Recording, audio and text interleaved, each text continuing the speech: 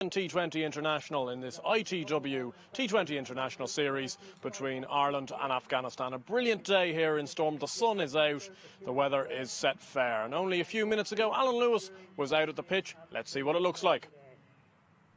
Another beautiful day here in the ward in Stormont. Not a cloud in the sky, and we're on exactly the same pitch as we were on Tuesday. The one significant factor we talked about on Tuesday was the lack of green grass. There are a few cracks, as you can see there in the pitch, but the most significant thing was there was no turn. It may alter the decision at the toss, there's no doubt about that. Ireland like chasing, as they did successfully on Tuesday, so it'll be very interesting when we get to toss time. A very good pitch here in Stormont, no doubt about that. Yes, brilliant to hear from Alan out of the pitch, and I'm delighted to be joined by Alan Lewis and also by Bashir Garwa. Bashir, great to have you with us. This Afghanistan team came up short on Tuesday. How will they look to rectify that going into today's game? Well, absolutely. It's a pleasure to be here today, Andrew. I think in the first game, Afghanistan only had about 2 days to get used to the conditions in the pitch. Now they've played a game here. They've been here for a few practice sessions, so I'm sure they've got to the conditions a little bit more today. They'll be a bit more aggressive, I'd say, in their approach. There were quite a few runs short in the first game. So yeah, I'm looking forward to a great contest today. And Alan, Afghanistan winning the toss and electing to bat first this afternoon. Obviously, for yourself, you were out at the pitch. What were you thinking going into this game? Well, what I was thinking was, obviously, in the initial game, anyone would bat first because this has had the tradition of turning. And obviously, with the Afghan spinners, the quality and skill they have, I thought that was going to be really important in the second. It didn't turn. And that was the crucial thing. And I think probably had Ireland won the toss, they most likely would have batted, being a second-day pitch, that there might be a little squeeze of turn in it, but I don't think it will. I think conditions will be much the same. And I agree with Bash. I think Afghanistan will come out maybe firing a little bit more than they did in the initial stages in this game. And for Ireland, fantastic for them to get over the line on Tuesday, really. Well, they've learned from a lot of mistakes, and I kind of think the one thing that was a hallmark to me, with 33 required off 3, they stayed with strong shots. 13 off the last over, Harry Tector over extra cover. We know George Dockrell's skill. I think that is his position in this team, to come in at 5 in any case. Because he's just, the minute he comes in, he's back to ball, he's so aggressive. And I think it was wonderful for the team because they've had so many close finishes against these top teams, and they just were, you could see obviously with the elation afterwards and the relief, I think, in terms of doing so. Yeah, well, this second T20 International is going to be a very interesting one. We'll have a bit more discussion from the two guys after a quick break.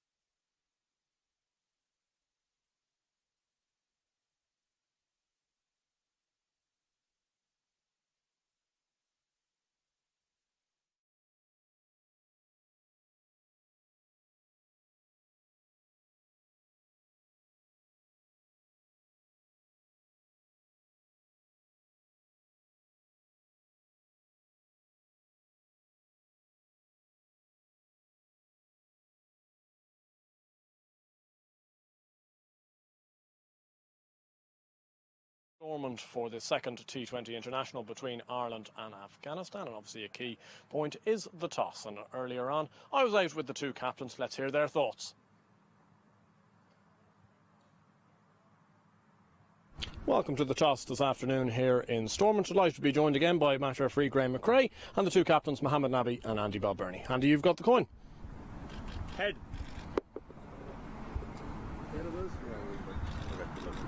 But you've won the toss. What are you going to do? Yeah, same. We will bet first. Yeah. And the reasons behind that? Yeah, the wicket is same wicket. We play first game. So it's look more dry. Yeah. And what are you looking to bring forward from Tuesday's game into today? Yeah, it's we did a little bit small mistakes in the fielding, in the bowling as well, and also in the middle we didn't runs, and also we throw some wickets as well. Need good partnerships in the middle. Yeah. And you scored around 170 on Tuesday. Is that the type of score you'll be looking to get again? No, it's a little bit 15 to 20 runs short on that pitch. We'll try to best to put a good score on the board. Yeah. And any changes to your side? No, same side. Best of luck. Thank you. Andy, bowling first again this afternoon. What would you have done? Yeah, I think he used wicket as batting first is obviously the obvious decision. But we did some pretty good stuff chasing the other day and managed to restrict him to a decent total. So we're not too disappointed. Hopefully it stays the same for 40 overs and we have a good crack at it later on. And you must have taken great confidence from Tuesday's win. Yeah, we did. It's sort of we've been knocking down the door against some really big teams, and we've been really gutted and angry with not getting any results. So to actually get over the line and start a series with a win is great, but it's also in the past now. We've got to try to focus on today. And any changes to your side? Same 11. Best of luck, Andy. Cheers, thanks. So that's the news from the toss this afternoon. The same again. Afghanistan have won the toss. They've elected to bat first. Unsurprisingly, Afghanistan winning the toss and electing to bat first. Mohammed Nabi was saying out at the toss, Bashir, as you mentioned, that they were maybe 10-15 runs short on Tuesday. How will they go about trying to, I suppose, combat that, especially with Hazratullah injured at the top of the order? Well, obviously, as you mentioned, Afghanistan will be really feeling the absence of an explosive batsman like Hazratullah. He has a great record against Ireland, and unfortunately he's been unfit from the start of the series. But having said that, they still had a decent start in the previous game, but they couldn't really capitalize on that in the middle order. They lost consecutive wickets, and I think if they can prevent that today, we'll be up for a good game. Yeah, and they struggled slightly just right in that middle, as you say, from overs maybe 10 to 14. How will they be looking to combat again? I think it was mainly probably they weren't really used to the wicket. Now, having said that they've played here for a few days, they've been here for a while, I think that area might have been, fulfilled now. But yeah, if they can have one or two good partnerships in the middle and score something around 170, 180, I think with the quality of bowling that they have, they will be able to, put up a great fight.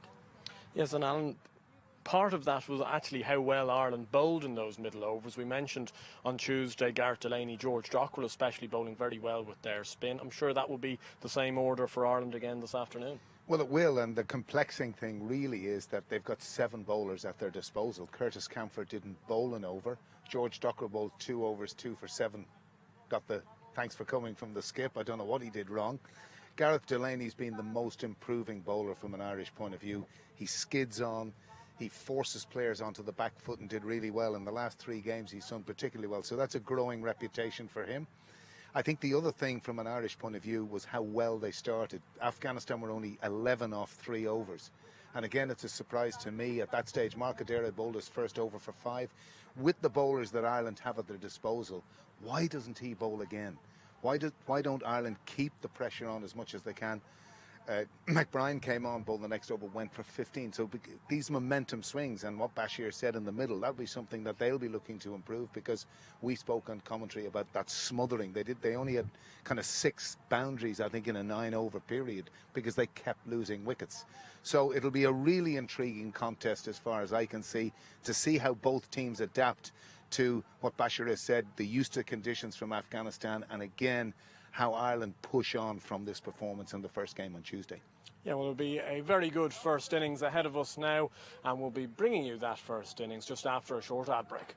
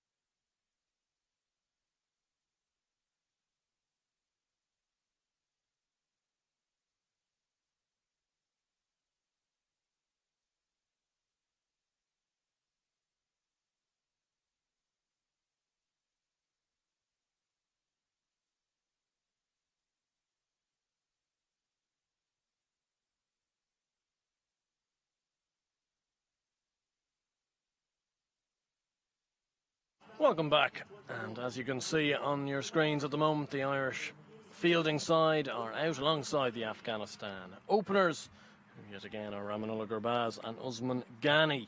They'll be looking to get their side off to a good start in the power play. Myself, Andrew Blair-White, and Nathan John's going to take you through the first 5 overs. Nathan, how are you this afternoon? Good afternoon, Andrew. Delighted to be here. Really interesting to see Josh Little once again for Ireland is going to have the new ball. I think we saw he had a lot of success bowling to Gurbaz the other day, bowling halfway down the pitch at him and really testing him out with that heavy length. There was a clear plan put in place there by Ireland.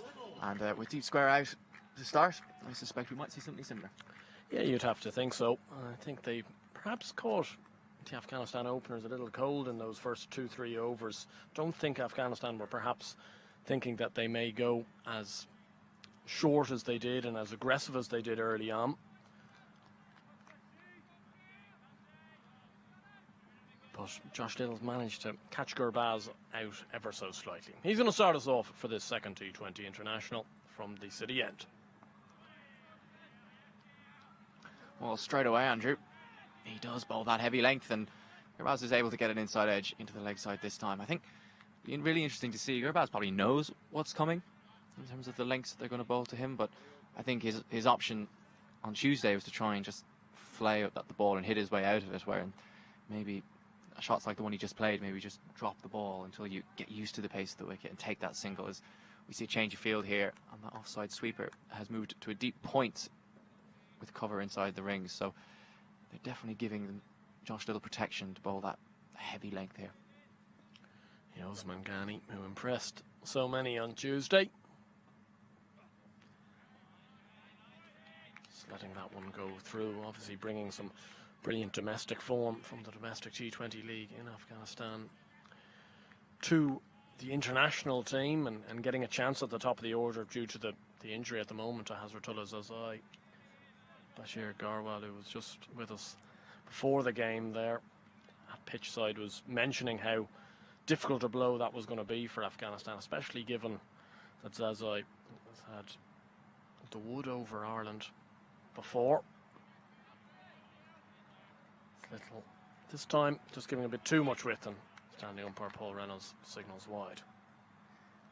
Yeah, well, he's definitely bowling to his field. He's got that deep point out on the rope, so you probably can get away with a little bit of width. And I don't mind the ploy, actually, because maybe the first delivery to Ghani suggested that he's going to try and bowl a little bit fuller to him than he would to Gurbaz and try and swing the ball back, which means he has to start the ball off with a little bit of width. So, it's good captaincy with that protection at deep point there. He's backing Josh Little to maybe miss a little bit there. Again, Ghani trying to flay that one away. Like we saw probably during his innings on Tuesday how proficient he can be square of the wicket, and using the pace like that. So Gareth Delaney could be busy out here at a deep backward point, as you mentioned earlier on in the over, that deep square leg as well. So you can see what Little is going to try to implement here. Wasp on your screen, 160. I'd say that's maybe a tad short of par. I'd say Afghanistan will be looking for something a bit in excess of that. Well, he's continuing with that width. There's a definite plan here, and Usman Ghani just having a look at umpire Paul Reynolds, asking the question, I think, as to whether that one was inside that blue line. But Mr. Reynolds is more than happy to let Little get away with it. I like this from Ireland and from Balbirnie, because they're giving Josh Little two plans here. He can either bowl that heavy length into the pitch, and he's got the protection for the short ball on the leg side, and equally if he is pitching it up and looking to swing it back and he misses and he goes too wide, he has the protection at deep point. So he's got two plans here.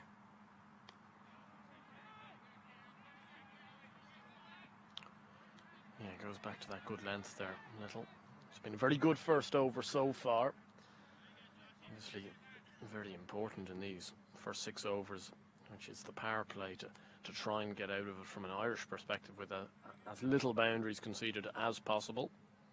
We saw in the first 3 overs on Tuesday, Afghanistan only making 11 runs in those 3, and even though they did accelerate greatly in the second 3, they were a little bit behind. A cry of anguish from Josh Little as he let that one go. He knew he got that one far too straight. Usman Ghani just needs to get a little tickle on it, and it raced away past Lorcan Tucker behind the stumps. Yeah, just too straight. Indeed, Afghanistan 6 without loss after 1.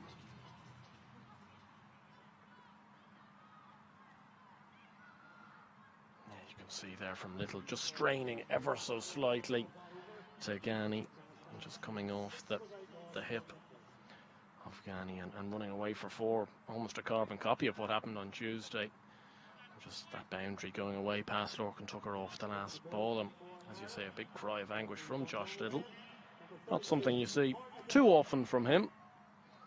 Good to see that. Obviously means quite a lot, all this at the moment.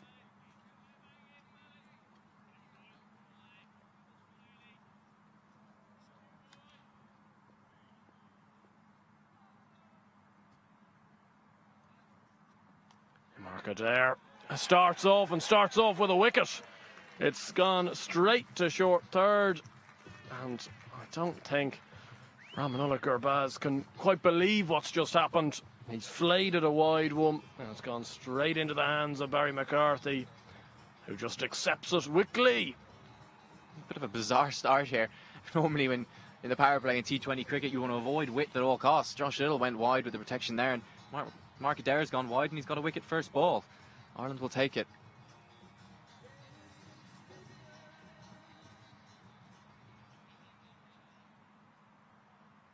Gurbaz has to go. I'm sure he'll be awfully disappointed with that. It was an interesting dismissal. We'll get to see it again here on our screens. But it just seemed to be a relatively innocuous wide delivery, and Gurbaz has had a big flay at it. And straight into the hands of Barry McCarthy, who I don't think could almost believe his luck. Well, yeah, he got plenty of it, didn't he? Yard either side, and that's a regulation edge that flies away, and you're thinking, well, why have you got your third up in the ring? But it paid off for Ireland on this occasion.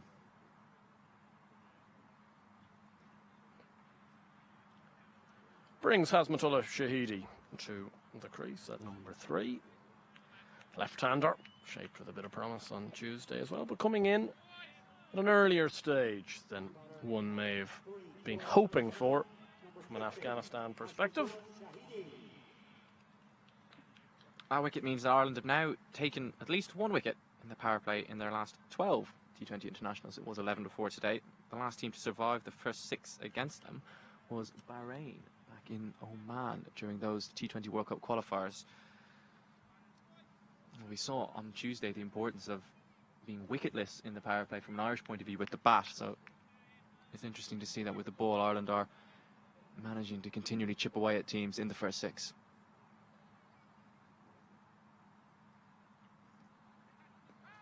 Just straying down the leg side there, Adair. Left hand, right hand now with the crease with Shahidi coming in at number 3. It's quite interesting on the team sheets that we've been given. Certainly yesterday, or on Tuesday, should I say, Ibrahim Zadran was down to come in right up at the top of the order. Today, down on the team sheet to come in at number 3, and yet keeps on getting shoved down. We saw him more in a finisher's role on Tuesday, and did that to very good effect as well. A little bit of indecision, but get through for 1, and Shahidi's off the mark. Yeah, I do wonder who often fills out those team sheets, because I think with the Irish team sheet this summer we've seen a different middle order on the team sheet down to come in almost every game. So I wonder if it's just a case of filling out quickly before the toss, and in terms of the batting order. And I think in T20 cricket you can never really take the batting order that's given to you at face value. It's always going to change given the situation.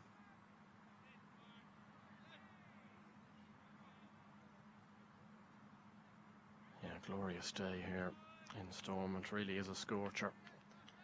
Even warmer than we had on Tuesday, which was a lovely day in its own right, but fantastic setting for international cricket. And Ireland will be looking to bring forward that momentum from their first win of the summer, first men's win of the summer on Tuesday.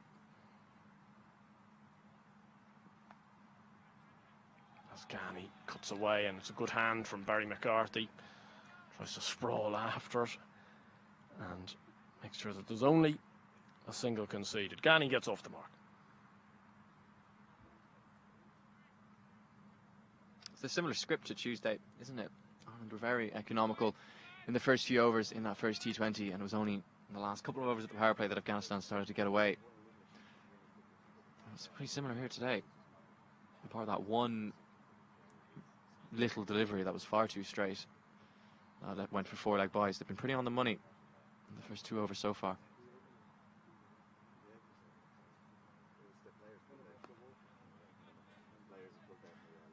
Change of angle for a dare. He comes around the wicket. The left-handed Shahidi just knocks that one into the mid-wicket region.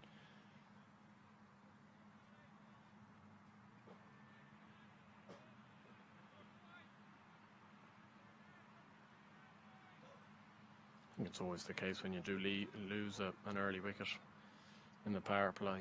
That just puts, I suppose, that initial plans that you may have been thinking of from a batting unit. Just means you have to slightly adapt and adjust.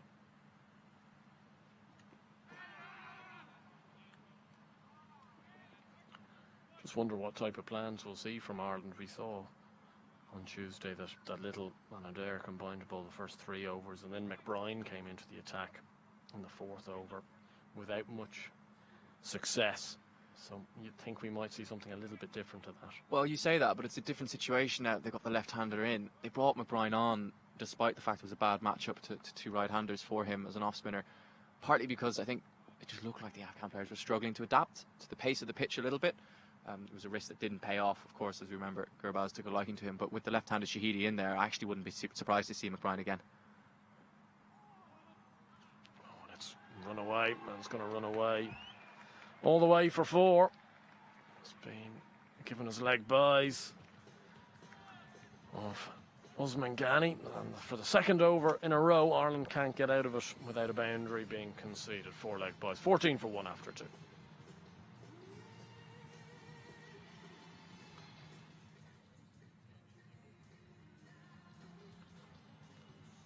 Ever so slightly off that replay, though that may have bounced up and hit the glove of Usman Ghani. Quite an unlike this pitch sort of delivery that actually had a little bit of bite in it. Yeah, it did. Like you said, Andrew, it's normally quite a touch on the slower side here at Stormont. The ball just tends to stick in the pitch ever so slightly.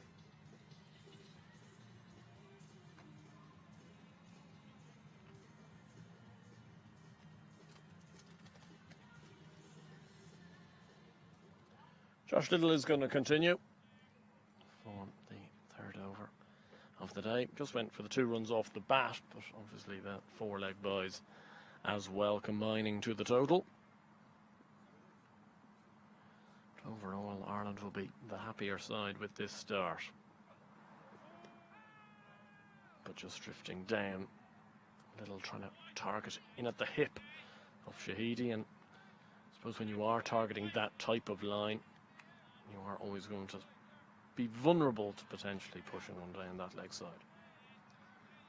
Good to see as well from Harry Tector at mid-off. Even at this level, they love the half appeal when it's down the leg side, just to try and convince the umpire to fix something on the way through.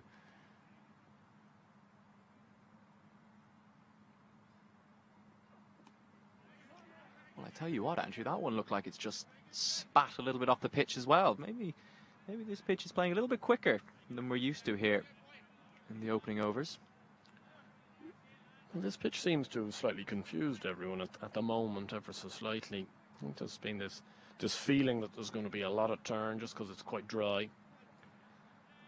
And I didn't see too much turn in the first game, and Alan Lewis, who was out doing the pitch report, really felt that it was going to be pretty similar again for 40 overs, that it mightn't change too much.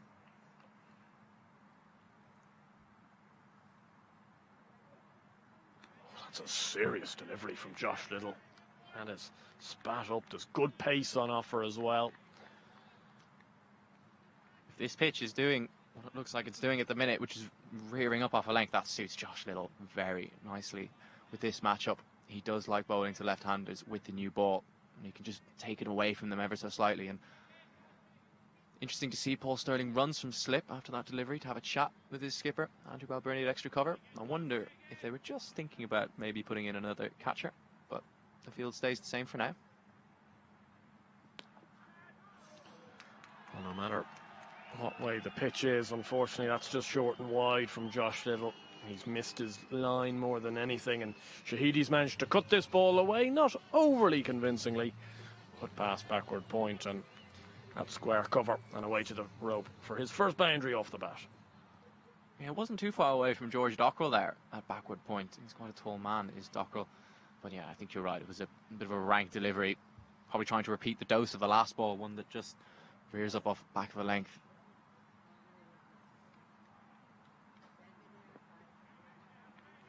Good batting from Shahidi, just running that one off the face for a single, down to third man. They seem very persistent with this idea that Josh Little might bowl the first two and Mark Adair bowls one, but then comes out to the attack. Would you think we'll see a change in bowling from the next over? Well, it was interesting. I did see Andrew Balbirnie wave across to Gareth Delaney, who's over here on the offside boundary right in front of our commentary position.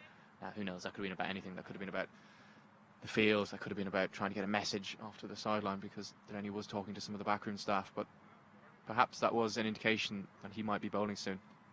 And Little gets his man.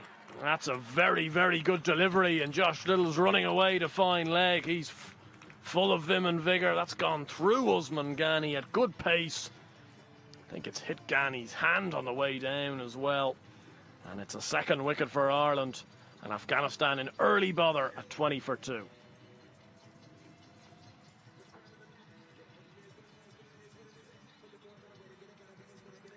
That's Josh Little's 23rd wicket this year in T20I's this calendar year, of course, second only to involve Sandeep Lamachane. That ball nipped back in viciously. Took the glove and onto the stumps. That is an absolute brute of a delivery from Josh Little. This pitch has definitely got something in it, and he's extracting it at the moment. Yeah, good pace from Little. Just threw Ghani there and almost just hit him and went onto the stumps there, jagging back quite viciously. Usman Ghani not able to repeat the dose of Tuesday. Just 1 from 9 deliveries for him today.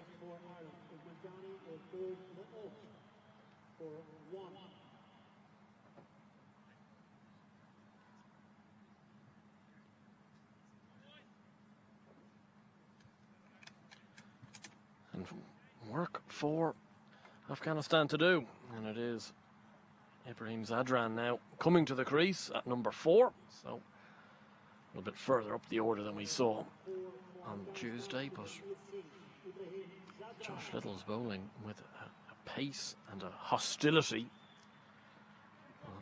that will please very much the backroom staff here for this Irish team, because probably when you look at the two teams side by side, Nathan, a pitch that gives a little bit of zip and a bit of bounce probably will suit this Irish team a bit better.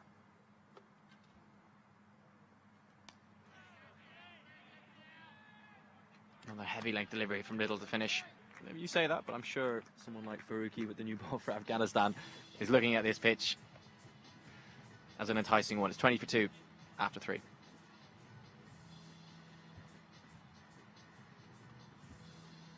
A very good over from Josh Little. Superb from him. And you can just see that wicket meant an awful lot to him as well. I think as an opening bowler, to wickets where you're clean bowling opening batters in the power play just mean an awful lot, and it's a batter's game usually at the moment in T20 cricket. So the fact that Josh Little is equipping himself very well is of great benefit to Irish cricket.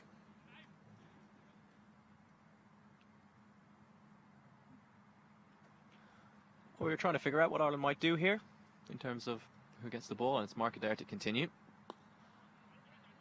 That's a gorgeous shot down the ground, but pretty good piece of fielding there from Harry Tector at mid-off to cut off what would have been a boundary there. That was a gorgeous drive from Ashmatullah Shahidi. Just a touch over pitch to Mark Adair. Yeah, I think Tector's quite wide at mid-off there, so that was a very good piece of fielding to scramble away to his left, get a big hand on it. Obviously covers a wide amount of ground, Tector, with his size and scope. But I think it's the right idea, especially with the way we've just seen the pitch act a little bit, to keep the seamer on in Adair.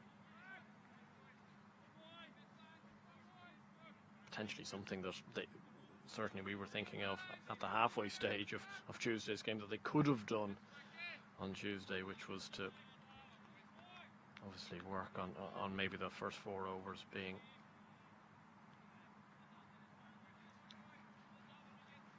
bowled by the leaders of this attack, really, especially in the absence of Craig Young.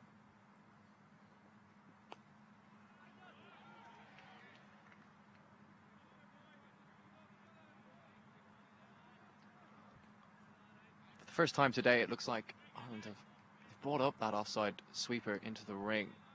So for the first time in the first 4 overs, they don't actually have that protection if they do offer just that little bit of width. So I think Mark Adair can count himself lucky there. Shahidi missed out on a wide one outside off with no protection on the offside.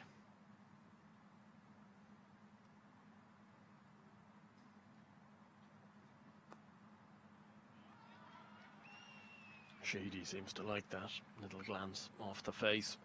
Then a third man to try and rotate. But Ireland in a very good, advantageous position. This early stage, they've put the pressure on. Have taken 2 early wickets, and often seems to be a well noted statistic that losing 3 wickets in the power play is not great for your credentials in T20 cricket, let's just put it that way.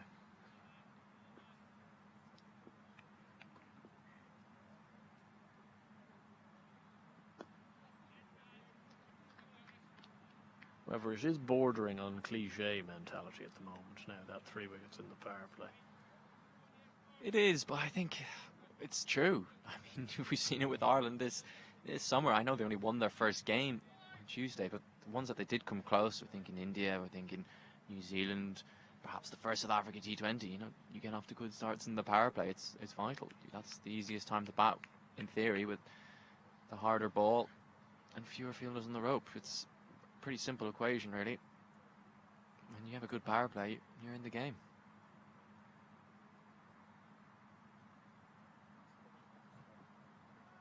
It's another good delivery from Adair, just moving away from the left-hander. A very good over from him. 4 runs from it. 4 overs gone. Afghanistan 24 for 2.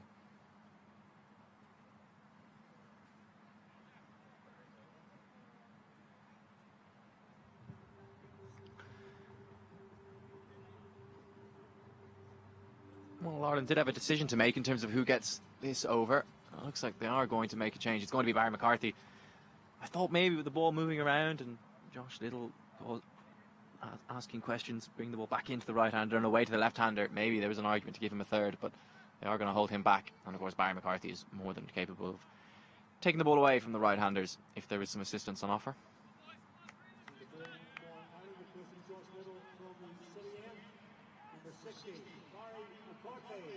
Barry McCarthy is coming into the attack. Just seems to be not done anymore, really, giving your opening bowler 3, maybe his full 4 overs up top, so they're leaving Little and McCarthy into the attack, and immediately smashed over mid-offside. Couple of bounces and into the rope, and Ibrahim Zadran gets his first boundary. Yeah, it's good batting from Zadran. I think he realises that McCarthy's probably just a few kilometres an hour slower than Little, and with his action and not having that left-handed angle, he just probably isn't going to get that lift off the pitch necessarily that threatens his body. So I think he probably could anticipate that McCarthy was going to bowl a little bit fuller, which he does. He climbs into a glorious drive over extra cover. And McCarthy now going to have to try and bounce back after that first ball going to the rope. Goes Fuller, and just clipped away lovingly by Zadran, and all the way to the rope in front of some delirious Afghanistan supporters. They're loving that. It's been a subdued start from their point of view. Well, that's exactly what they'd have wanted to start this 5th over. That's definitely not the option. No mid-wicket in play. You can't go straight with this field. Barry McCarthy just gets his line wrong. Perhaps maybe he's seen the movement off the pitch and he's trying to give the ball a chance to do something, but it's too full to get any extraction from the pitch there. And too straight as well.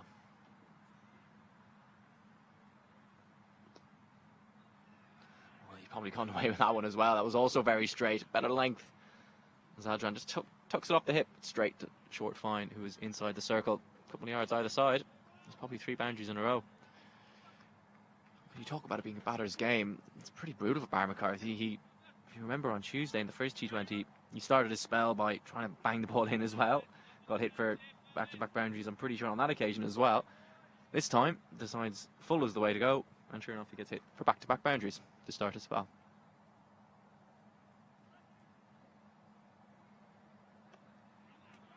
Just run off the face, and Andy McBride in close now at that short third man area.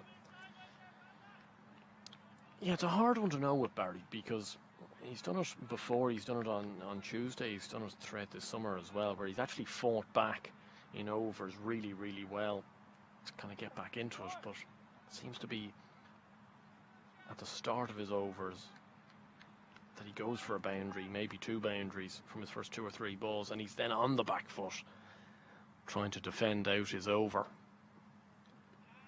And this isn't the first time that we've seen this, where he's gone for 2 perhaps fuller deliveries, maybe shorter at times, like Tuesday. He's gone for 2 boundaries and then has replied back with 3 really good dot balls. Well, I think the first one of those dot balls was the one off the hip. He probably just got a little bit away with it a little bit. But so what are you suggesting? You seem to think that McCarthy's probably just a bit of a slow starter, perhaps, in his spells? Well, I just think if there's probably one thing that, geez, Barry wouldn't need me telling him anything, but I think what he'd be looking to work on is trying to get into his spell as quickly as possible. It's unlucky. Zadran's gone for a big pull shot there. Got a thick outside edge, trying to pull that one away, and it evades Lorcan Tucker and runs away to the boundary. So 3 boundaries from the over, 12 from it. 5 overs gone, 36 for 2.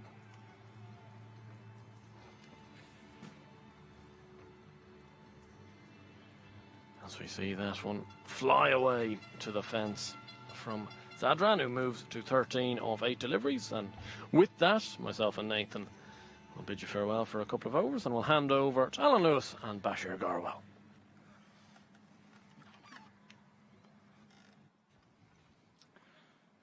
So, Afghanistan advancing to 36 for the loss of 2 wickets. I suppose that'll be the only disappointing thing, as I welcome Bashir over here.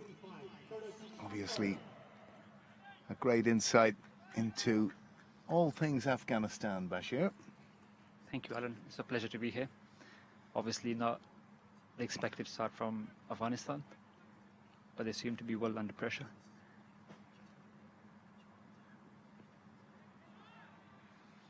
Good single, that.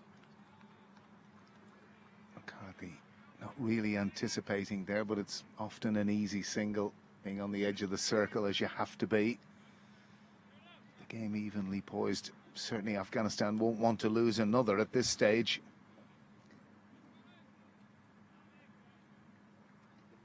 Indeed, if Afghanistan is to get to a point, a reasonable target, I think this duo will be crucial. Their partnership will be the key.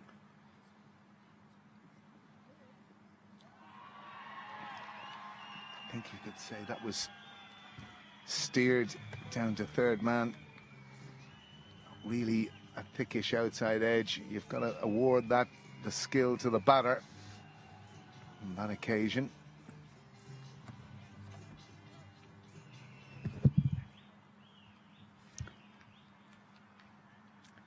And it's something that a lot of the modern sides are doing now. Bashir, third man and fine leg in the circle. I'm not too sure about that myself. It can become a relatively easy get-out shot for a batter, particularly down to third man. If you're bowling at that off stump or just even fourth stump, the quality batters just have the ability to guide it down there. And Absolutely. I think if a bowler can move the ball, it's worth taking that risk, placing a fielder there.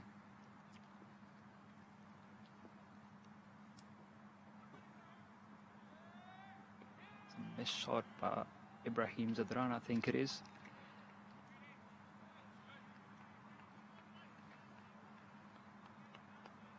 Shahidi, Bashir, maybe give our audience a little bit of a flavour of Shahidi and his form and where he's been. Sure. Hashmatullah Shahidi is actually leading the ODI side of Afghanistan. He was known to be a longer format player, but he proved pretty much everyone wrong by his performance in the recent Shpagiza Cricket League, which is organized by the Afghan Cricket Board. He was the best batter of the league. Afghanistan just came fresh out of that, and that's why I think he's in the squad for this series. Well, he's earned his way in then, which is always a nice way to be. And Bashir, if you turn into your native tongue at any stage, feel free, as long as you give me some sort of heads up as to what you're talking about. But we're going to a worldwide audience here, and all of Afghanistan, I'm sure, will be tuned in. Thank you, Alan. I'll try. Figure kom the Ibrahim Zadran lahwa misjudged shot for jig show Rasan the fielder last utawarage. Well, what a fantastic catch that was, Bashir. Unbelievable catch by Andy McBride. Great piece of fielding, absolutely. Afghanistan drema wicket ham the Ibrahim Zadran pataglo wishtanzaya lasa warkala. Ibrahim Zadran patira lubaki pasalasina lubakaliwa lob dalai tariyo هدف رسولي واخو لبدا مرغه the theory low before me padilo baki nasho jari kawale.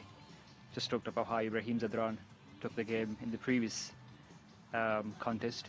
I think his innings were crucial in Afghanistan, posting 169.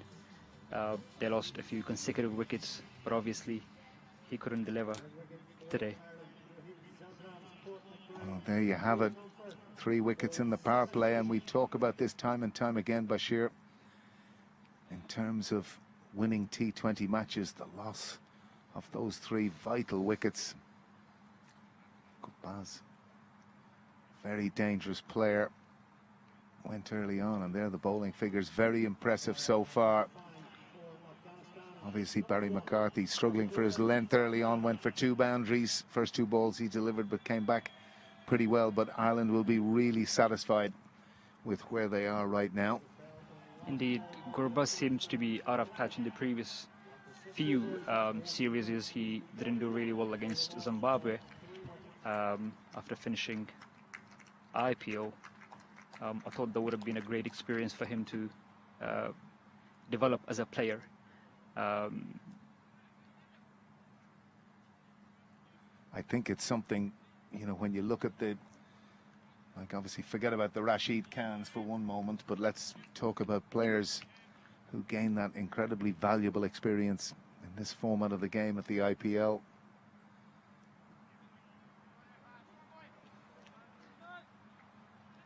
Absolutely. I think this year there were 5 Afghan players playing in the league. Only 2 of them got the opportunity to play a few games. But the experience itself, sharing a dressing room with some of the best players in the world, that itself is an achievement. If you look at Fazal Haq Farooqi, I think after playing IPL, he seemed to have really improved as a fast bowler. This untidy from McCarthy. 2 wides from his first 2 deliveries, just struggling really with his line. And someone of Barry's pace, I think, probably would be best advised just work on that top of off stump as much as he can. Certainly very good at mixing it up at the end of an innings, but now really it requires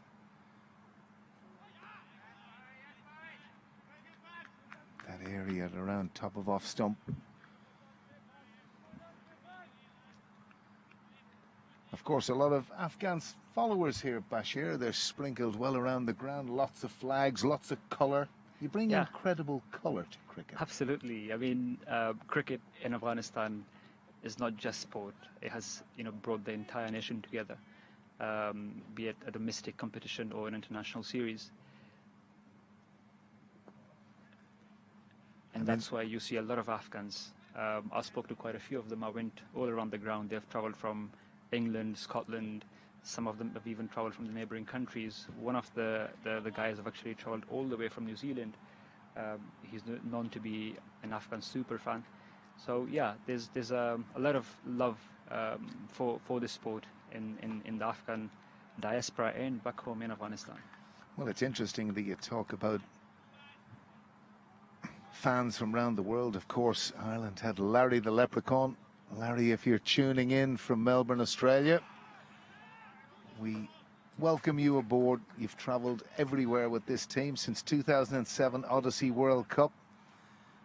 That Ireland really put themselves on the map in terms of international cricket. And of course, both our elevations, Bashir, really came at much the same time. There was huge competition. Ireland probably dominated in the early stages, and then obviously Afghanistan upped their game, and we struggled against. But there have always been great contests between Ireland and Afghanistan. Absolutely. I mean, you know, both teams have played quite a lot against each other, and that really makes it interesting. You know, once the players knows each other, their strengths and weaknesses.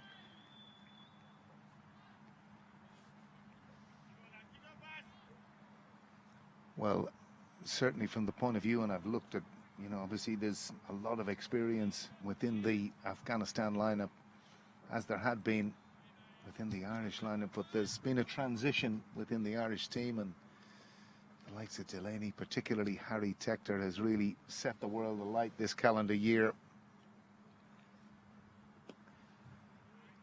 and is off to the South African T20 competition in January, February.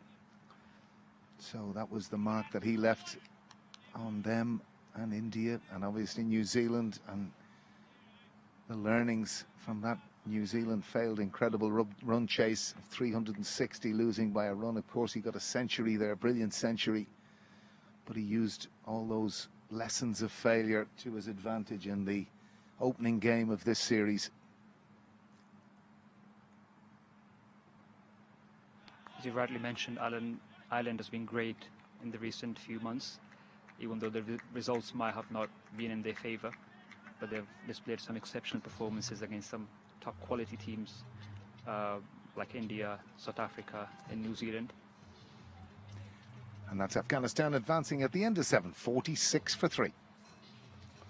Yes, indeed, Bashir, I don't know whether you watch those games with interest yourself, obviously with what lay ahead, but certainly it was probably one of the most enthralling series I've been involved in at commentary level. The air of excitement, it was actually in doing the post-match presentation to be able to talk to Andrew Balbirnie in all of these tight finish losses to actually get over the line. It must have been great to watch it from a closer distance. I followed it online as much as I could, especially the run chase against India. It was well impressive. Well, it was interesting because in essence the equation here was, I think,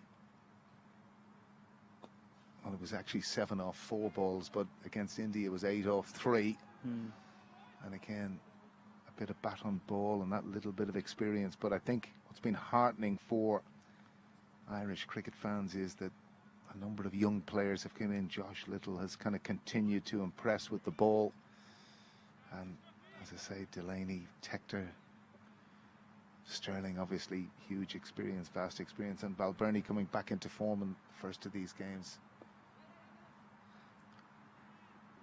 Likes of Sterling and Balbirnie is obviously hugely feared in Afghanistan. They've always performed well against Afghanistan and taken a lot of games away.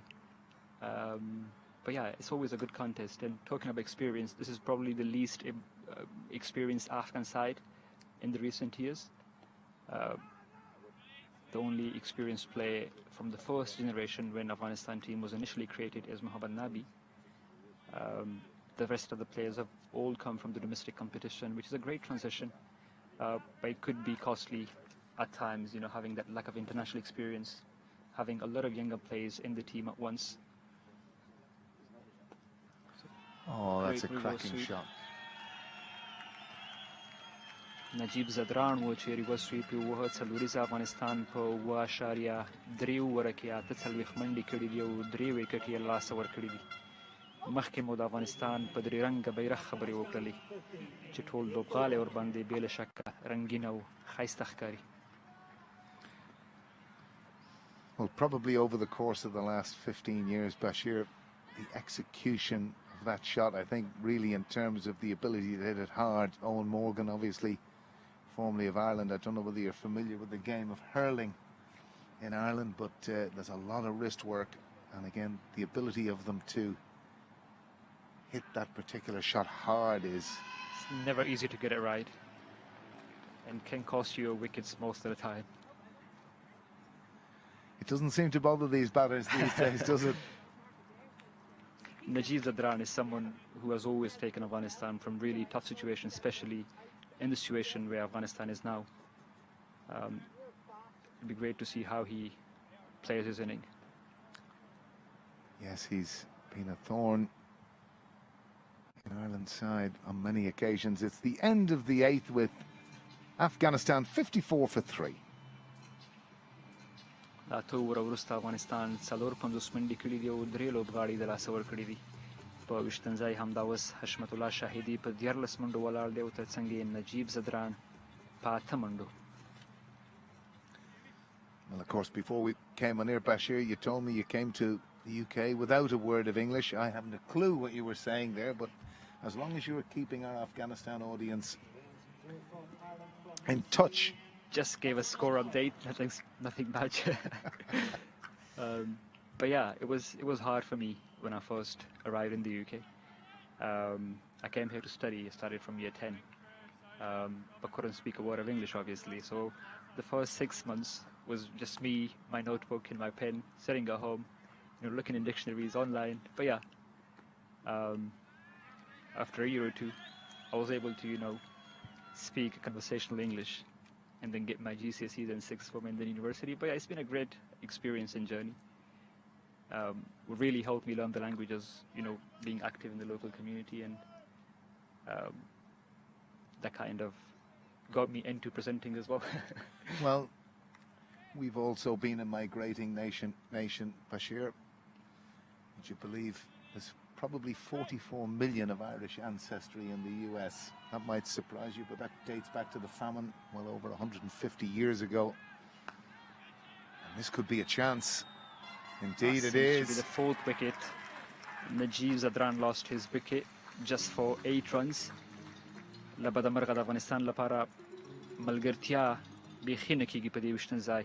نه پوهیږم چې د لوبغالو بې غوري ده او که د وشتن ځای جادو. In the circumstances, Bashir, that's a very poor shot, really, isn't it, with the team in the position that they're in? Absolutely. I was expecting him to play on the ground and not take any risks. Well held by Barry McCarthy. Won't have fond memories of the last time, but reconciled it there. Of course, dropped Glenn Phillips in that big run chase. Fantastic game of cricket against New Zealand here a couple of weeks ago, but makes amends there. Very good catch, comfortable catch, made it look easy. And Afghanistan in real trouble now. 55 for the loss of 4 wickets in the 9th over, and Zadran.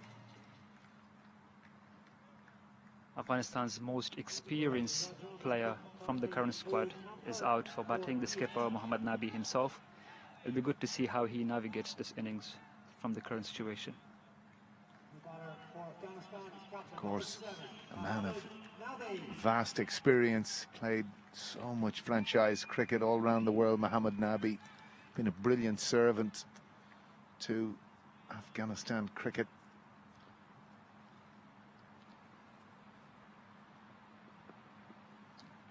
A man who's had lots of tussles against Ireland over the years. Indeed. Talking about his experience, he recently played against his son in the domestic Shpakiza League, where he got smashed by a 6 from the very first delivery by his own son, Hassan Isakil.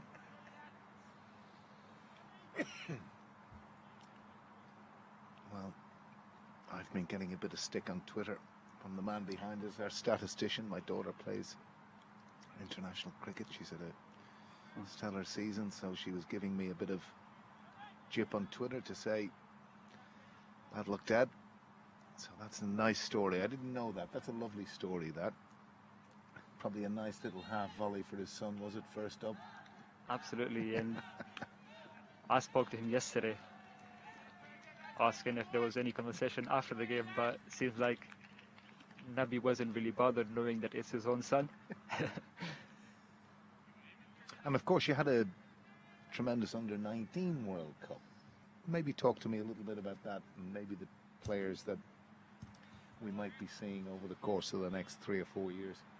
Indeed, you know, probably more than half of the current squad is from the previous 3 under-19 World Cups. The likes of Faisal Haq Faruqi, who played in the 2020 under-19 World Cup. I was there in South Africa, where he was, you know, first made his impression on international platform. Naveen ul Haq is another player who, you know, got into the team from 2016 World Cup, if I'm not wrong. And so Azmatullah Omarzai, Nur Ahmad from the very recent under-19 edition. So yeah, there is some great, you know, talent in the domestic cricket, and that's why Afghanistan cricket has been, you know, exceptional on international platforms.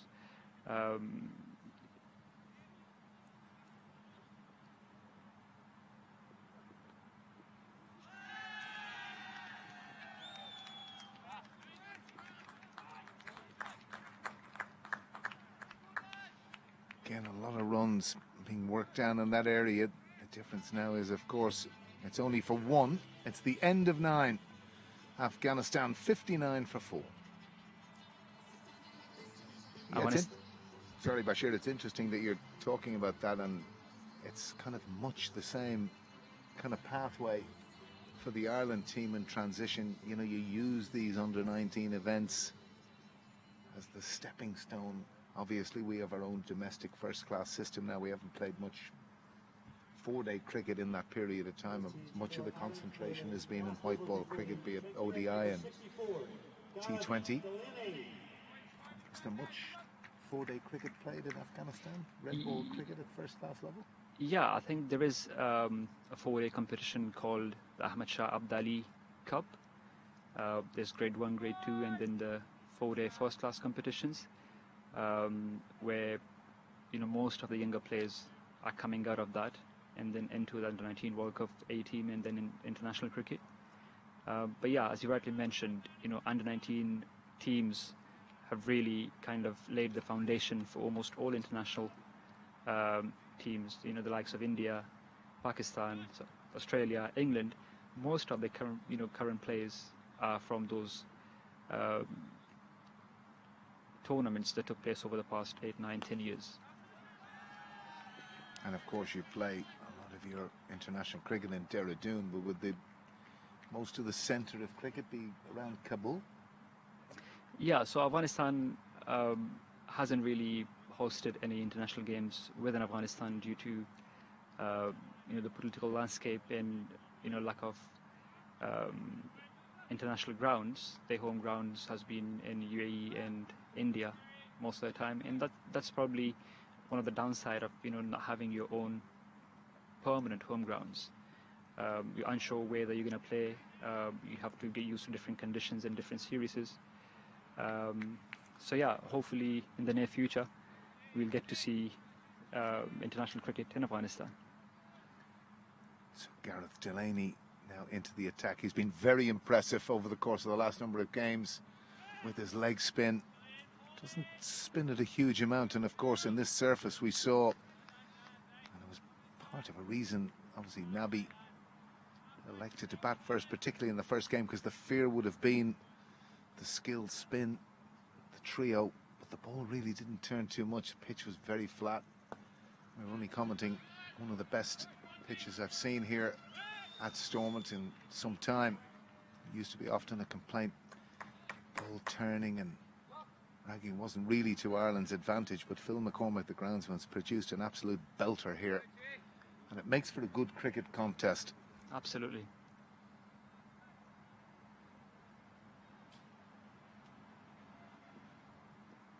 Nabi توپوهانی ته ولاړ دی او دای هم د یوې منډې کوشش خو ناکام شو. اسانه نه ده هیڅ کله چې یو لوبډله 3-4 ویکټ یې په لومړیو 8 اووره کې د لاسه ورکړي او بیا یو معقول او ښه هدف وټاکي. خو ګورو چې لوبډل مشر خپله او تر څنګ یې حشمت الله شاهدي څنګه د اوسني حال نه لوبډله وباسي. And again, Delaney continues as he started. Very good over. It's only gone for 3. And after 10, halfway stage, Afghanistan 62 for 4. At which stage we will be taking a drinks break. And post that drinks break, you will be joined by Andrew Blair-White, and I will continue for the next 5 overs. Bashir, it's been lovely to have you and giving us that insight into things Afghanistan, and I'm hoping we'll be able to continue that over the course of the game. Thank you for having me, Alan. It's a pleasure. Thank you.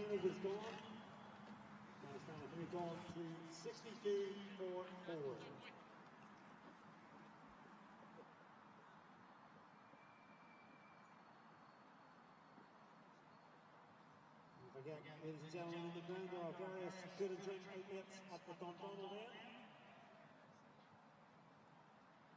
With the weather as it is today, once again, health and safety is important. Please continue to use sunscreen, stay hydrated throughout today's game. If you do feel unwell or dizzy, please seek a shaded area or speak to a match steward who will seek medical assistance for you. Please continue use sunscreen and a hat if available. Your health and safety is important to us today. A beautiful day here today in Belfast. Game 3 is set for tomorrow here again at the Ward Stormont. Tickets are selling very fast for Friday afternoon. So if you haven't already purchased a ticket, go on to cricketireland.ie. So great progress made by Ireland. Andrew, 62 for the loss of 4 wickets after 10. Andrew Balbirnie, the captain, will be very pleased. Yes, indeed. It's been a fantastic first 10 overs from Ireland. Just have a slight sense throughout the entirety of this innings so far, Afghanistan have been a tad sluggish. There have been a few relatively abject dismissals as well. And so often we say it with somebody like Curtis Camphor. He always comes into the attack and always manages to pick up wickets. Well, you know what? I think about this more and more, and Curtis, he just seems to have that comeback. Again, he bowled in this particular spell, which is what he should be doing, is concentrating on that line and length, just a top of off stump, the odd bumper, because he can bowl a surprise bumper, but sometimes I think what the failing can be, he just mixes it up sometimes too much. And again, as Graham Ford would say to him, the former Irish international coach and now his club coach, force them to hit the good balls, Curtis. Force them to hit the good balls, which on this occasion he's done. And again, even Delaney, first over going for 3, he just continues to blossom. Yeah, well, Gareth's bowled very well, especially in the last month or so. When you look back at that Inchbro Festival in Pembroke, even at a domestic level, there was so many runs scored, average scores of well in excess of 200, and that weekend he was going at runs per overs of 7, sometimes even just a run a ball, and he's managed to take that forward into these games. Good aggressive play this from Ireland, bringing Josh Little back on. 1 for 8 from 2, but with good pace this afternoon. Well, maybe skipper Balbirnie was listening to us, because Mark Adair got a second over, the top of that power play, which I thought was excellent. And again, Josh Little, he's bowled ever so well in this series so far, and he's benefited, struggled a wee bit in early season, just didn't have enough overs under his belt. But he's certainly on top of his game right now. Yeah, Nabby just flirting outside that off stump. When Little comes round the wicket to the right-hander, it can be a difficult proposition. He kind of slings it in at you. And they're in a bit of a stick or twist position at the moment, Afghanistan. Yeah, it's very tricky when you lose these wickets in the power play. And of course, Ireland's Achilles heel up to game 1. And that really was the foundation that was left for the lessons of narrow defeats. And Tector and Dockrell got Ireland over the line. Wonderful game of cricket. It's cut away by Nabi, and it's going to be cut away to the fence between backward point and gully. McBride was quite fine at third man, and Mohamed Nabi gets his first boundary of the afternoon. Don't think you can blame the delivery there, Andrew. If you look at the way the field is set up, you've got Tector at backward square. That's a new position, obviously, in the gully for Paul Sterling, and it's just beaten the two of them. Possibly a little bit wide, but it's sped away to the boundary, and McBride had no chance of cutting that off, really.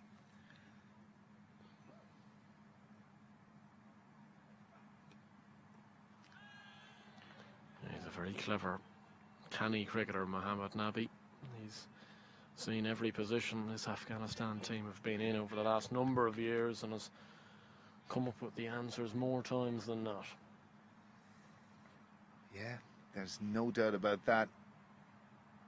It's only talking to Bashir, previous spell, you know, the elevation of Ireland in the early stages. They really had the wood in Afghanistan, and then latter stages as, you know, a real Irish team in transition really struggled against Afghanistan. And you've only got to look at some of the figures from Rashid Khan. Went wicketless in the last game, and really that's something that hadn't happened since January 2017 in Dubai, when he only bowled 2 overs, but he went for 7 with no wickets in that. And then you can just go through the list: 5, 3, 3, 4, 2, 4, 5. Absolute genius with the ball, Rashid Khan.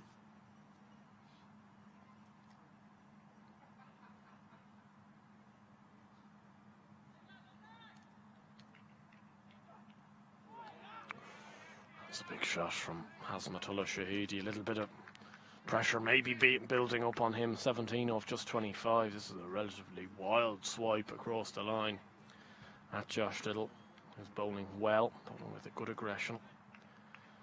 Yeah, hard not to be impressed with Rashid Khan as a player and as a man. Obviously something you wouldn't have seen on your screens on Tuesday, but after the game was finished, obviously very entitled as a group, Afghanistan, to be pretty down, not maybe give a bit of time. Rashid Khan went over to the loving supporters. Not a single person went home without an autograph, without a photo, if they felt like it. I just thought it was a pretty classy act to take out half an hour of his time to make the lives of the supporters. Good over from Little. 11 gone. Afghanistan 68 for 4.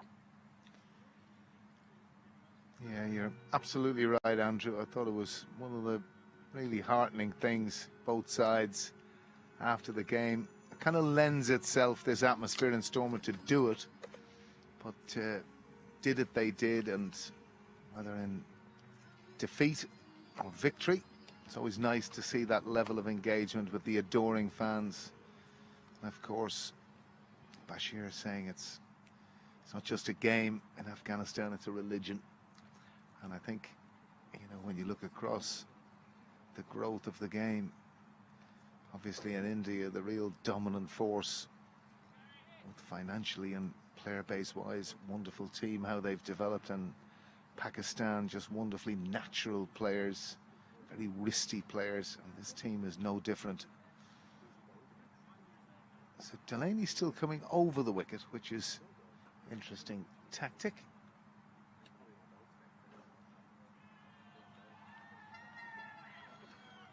Just swept away for the single.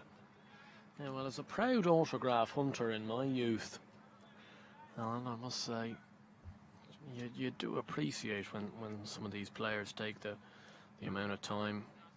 You know, as I say, it doesn't take too much out of their day, and yet can make other people's days.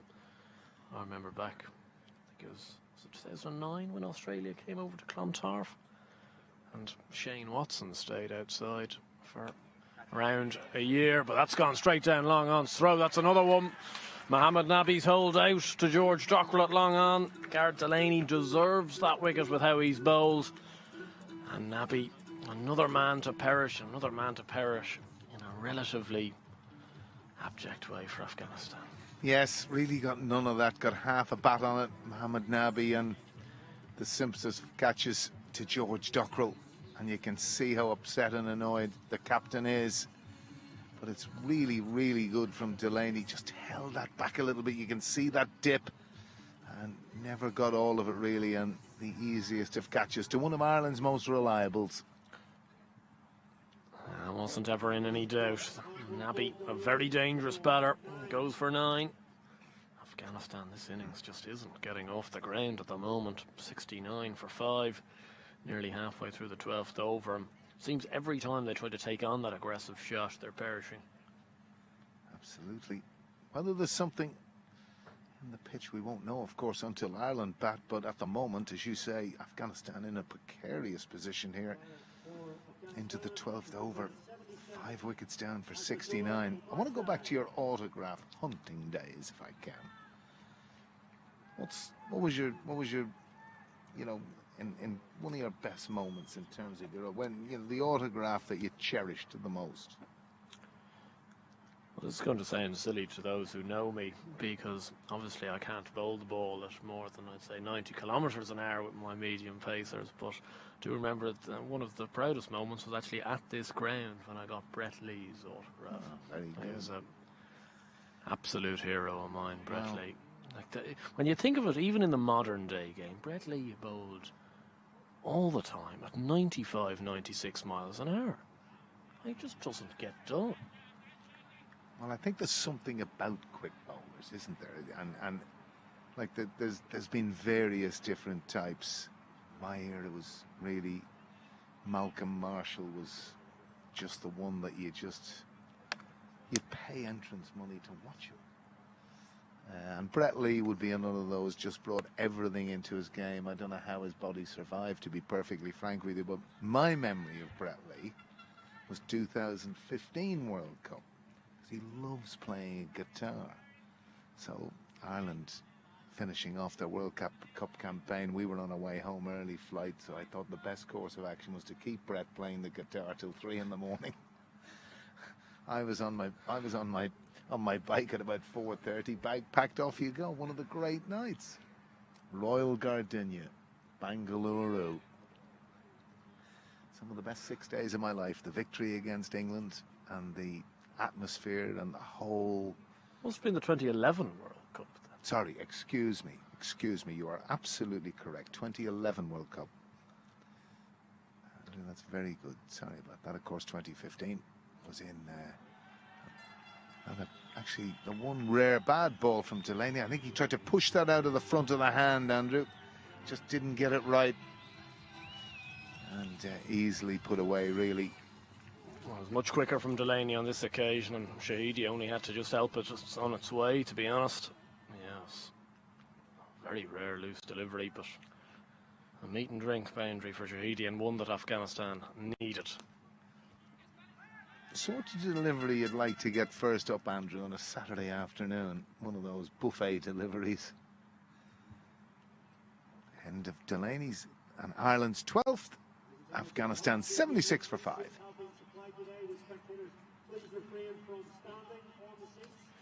And you can see there that Afghanistan card. Shahidi 24 not out. Trying to glue things together here. Bar Zadran, Ibrahim Zadran, who looked very good for his 17 before departing to a very good catch from Andy McBride. It's been tough going at the office for Afghanistan. Very much so, and these bowling figures tell their own tale. Little 3 overs again, 1 for 14. Adair much better employed at the beginning, and that's a regular theme that sometimes you see with Margaret. Got the ball to swing. Barry McCarthy struggled to shade. Camphor really brought back in. Didn't bowl in the opening game, but he's back bowling now. Barry McCarthy.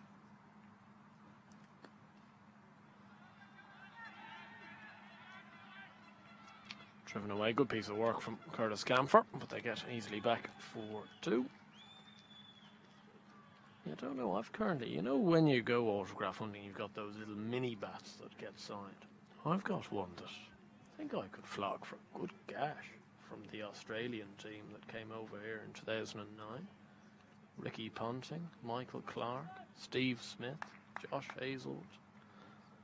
Well, current Irish spin bowling coach Nathan Horitz is in there as well. Oh, that's a very good shot. Extended over extra cover there. Really good piece of work from Shahidi. Broken the shackles a bit now. Definitely just built a little bit in confidence ever after getting that boundary away off Gareth Delaney. And I mentioned it on commentary with Nathan earlier.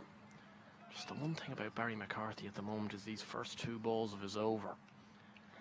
Just tending to go away for boundaries, and he's just on the back foot ever so slightly as a result. Has a chance to bounce back here though. He is a wicket-taking bowler, Barry. You feel Shahidi's going to have to try and get this up to a big enough score. You know, he's going to have to try score 60, 70 here if Afghanistan are going to have to post anything really respectable. Well, I think you're right. You know, whilst T20 cricket is a shortened format of the game, I think Shahidi, as you say, Andrew, probably in terms of his team posting anything competitive, will need to be there at the end. And if he is there at the end, he can kind of be assured that's the type of total he might be. But having got in on this pitch, 31 now from 32, it will be important from his team's perspective that he is there at the end.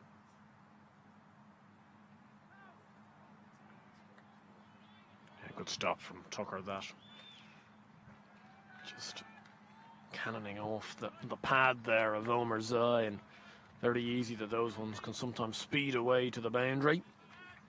But Tucker claws it back. It's just the one leg by as a result.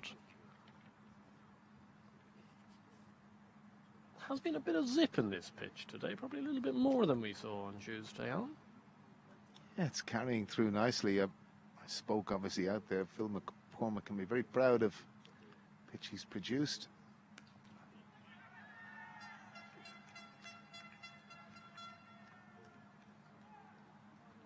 Of course, that regulation, ball in on the one bounce, they generally perfect it, but it can be desperately annoying for the keeper. But of course, it is the modern trend. Gets there flatter, quicker. They do all this type of analysis. And one thing, with Afghanistan 5 down, Ireland have only bowled Afghanistan out once in 18 innings. Abu Dhabi, 157 in 2012. That's a big top edge. It's going to land safe in between Tucker and McBride. Up in the air. I think both of them perhaps lost it for an over, or for a second or two, should I say. Does complete the 13th over, though. 86 for 5. Yeah, I think McBride was unsure where that was, whether it was... Obviously, this is a tree-lined ground, some beautiful trees right the way around this ground. On a sunny day, there can be no better. And we've been here on many miserable ones, Andrew. But it's a lovely ground on a sunny day. Just need the Irish contingent to get into some song, I would have thought. Lift the team. A lot of Afghanistan, a lot of colour here today from Afghanistan. As Andrew McBride comes back into the attack, replacing Gareth Delaney, who bowled his 2 overs for 11. Interesting, at this stage, 13 overs gone. George Dockrell, 2 overs, 2 for 7. He's getting even more of a thanks for coming from the skipper today. McBride back into the attack. Obviously, right and left-handers. Omarazi, 2 from 4 as we speak.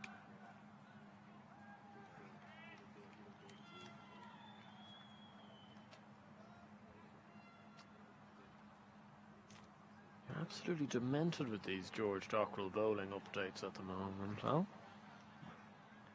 I think when you look at the history of George Dockrell, obviously as a young 17-year-old came into the Irish system as a premier left-arm spinner at a fantastic World Cup, wonderfully consistent, and as can happen, you can have a situation where you lose your way. And again, he just developed his batting, developed it further and further, at one of the highest averages at 8 in ODI cricket at one point, and really now fully deserving of his position, which I think, if Ireland and the Ireland management team have any sense, 5 is the place in this particular format of the game for George Dockrell. Great finisher. Yeah, well, probably they can adjust that based on situations as well. I think they're trying to get to a stage, both in the T20 and one-day format, where George is coming in really as late as possible, because he's by far the most explosive batter that Ireland has in terms of the ability to hit, you know, boundaries in his first 5, 6, 7 deliveries. Had actually a very privileged position to interview him for the Cricket Ireland podcast, the Green Ball podcast, relatively recently, and it was a fascinating chat about how he's approached the game, how things have just transpired the way they have. I think at the time it was really when he was playing his year for the Somerset second 11 over in county cricket that the coach came up to him and said, look, George, you know, there's an opportunity here for you to work on your batting. And I think ever since then it's just gone from strength to strength, and long may it continue. It's cut away. That's a good piece of work from Josh Little out at the cover boundary. He's made some good progress and gets back 4-2. It's going to end the 14th over. Afghanistan 92 for 5. Yeah, interesting that you talk about that. You know, players will go through these periods from time to time. It's how you come back. It's how you fight for your position. I think last year Harry Tector didn't play a game. I think he might have played one game in the Zimbabwe, the 5-match series, left out of the side, and you only have to look at him this year and it can push you in 2 ways. And I think for both of those customers, it pushed them in the way of resilience, determination to get better. And get better they have. It's hard to believe George has been around such a long time, and I'm heartened to hear that sort of thing that you're talking about, Andrew, because he's a very genuine, wholehearted cricketer, George Dockrell. That's a very, very good shot, but Mark Adair is very fine at third man. It means that it's just a single, and despite some good invention and good execution from Shahidi, it's just one. Third man was almost at long stop there. No? Yeah, I just wondered, had Mark Adair done a bit of wandering? Who knows? But whether he's wandering or not, he saved his team 2 runs there. And Ireland have been impressive so far, Andrew. It's important that they do keep this up, though. Vital 6 overs this. Awful lot of difference chasing 135 and 155, 160, especially given the situation they've managed to get themselves in. So often you hear people talking about momentum in T20 cricket, and they did very well on Tuesday, actually, after that last over or two, going for quite a lot of runs in the Afghan innings, that they started so well with the bat and completely flipped that momentum on its head. Well, it was interesting because probably in terms of innings is for Paul Stirling, really struggled to get his timing going, but the revelation really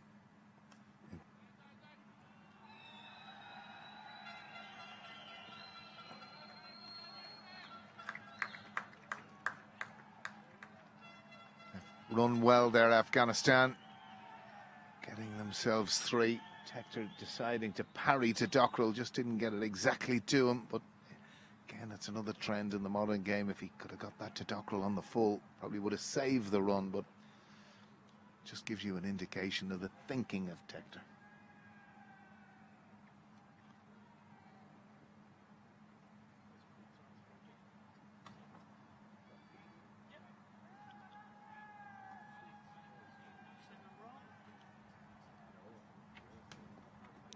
Cut away by Shahidi, but Paul Stirling alive and well at backward point. He's got this big towel to the front, edge to the back. Must be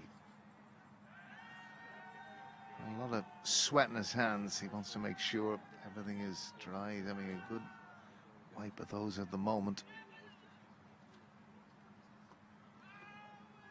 Good delivery from Camphor. Rushing Shahidi on that occasion. Always fine with Curtis as well. You know he enjoys the delivery he's bowled when he's asking for the ball immediately back from Nork and Tucker. Paul Sterling, he does usually have a small towel, but that is absolutely ginormous. And he's brought the bath towel out with him. Like, have you seen it? It's hanging down beyond his knee.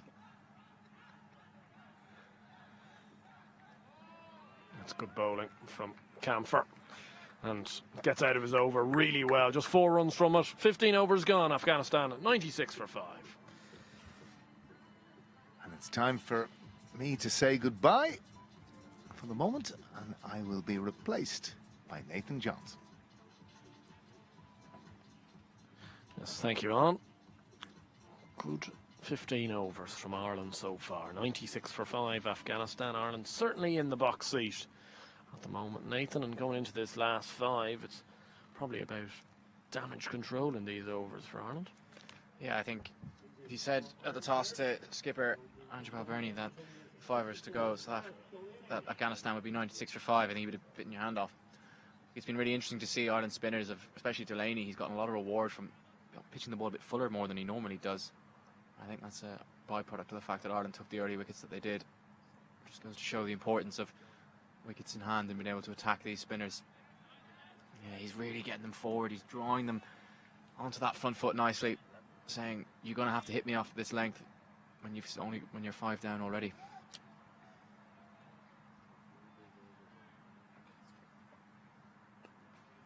Yeah, Delaney's bowled nicely again alongside Andy McBride.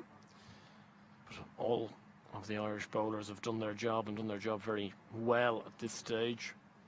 But when you're in such a positive position, you just don't want to let it slip. Well, I think the biggest benefactor of the fact that Afghanistan were 3 down early on and then 4 down, now 5, is McBride. He's probably struggled a little bit in recent games against right-handed bowling. We saw he bowled well to Quinton de Kock in South Africa over in Bristol, but his numbers against right-handers have been a little bit inflated of late. And I think the fact that he's bowling to a side that's under pressure and can take fewer risks against him was probably just what he needed at this stage of the series, given the way he's gone.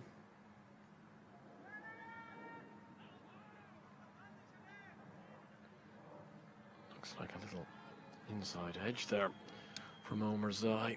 Gareth Delaney just probing away at the moment, causing issues.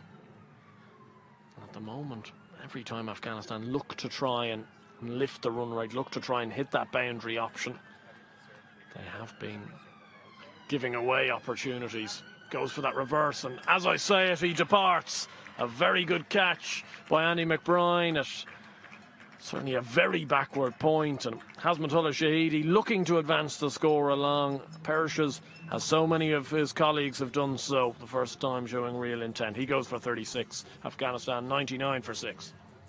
No, that's a tough one for Shahidi. He's absolutely nailed his reverse sweep. Clearly a good option for him, but he's hit it straight to McBride at short third, and yeah, big wicket for Ireland that. The set man has gone. He struggled. 41 deliveries it took him to get to his score of 36. Yeah. Ireland have done well. Quite often you see those two fielders, your short third and your backward point, there's a bit of a gap between them. That entices that shot, but Andrew Balbirnie had his field placed well. There was no gap between them at all.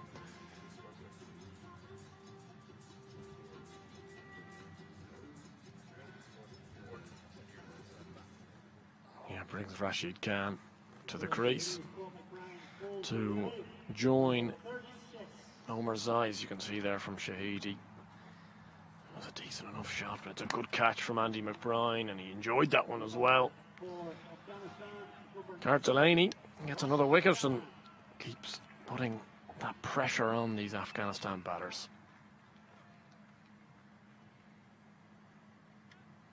That wasp on your lower right hand side of your screens was at around 160 at the start, limping at the moment to 132 as Rashid Khan, off his first delivery, is going to bring up the Afghanistan 100. 16 overs gone, 100 for 6.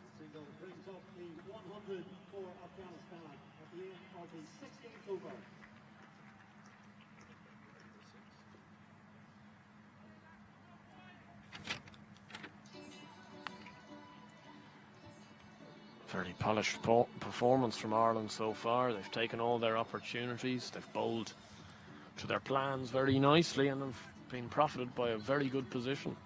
Well, again, it's just worth pointing out. I mean, we had a half a joke about it earlier about the importance of the power play becoming almost a cliche, but the fact that Ireland's got the wickets that they did early on, it completely changes the game for your middle over bowlers, particularly your spinners, and when you can bring them into the game like this, it's fantastic for Ireland.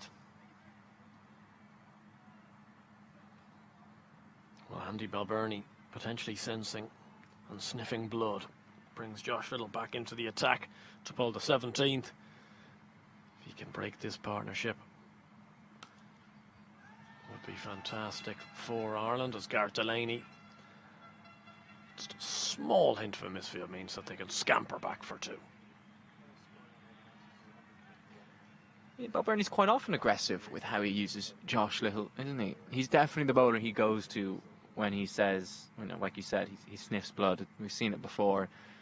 He came on, I think, was at the 10 over mark today to bowl his 3rd over, and he's going to be finished out by the 17th, which is quite early considering he's normally a death option.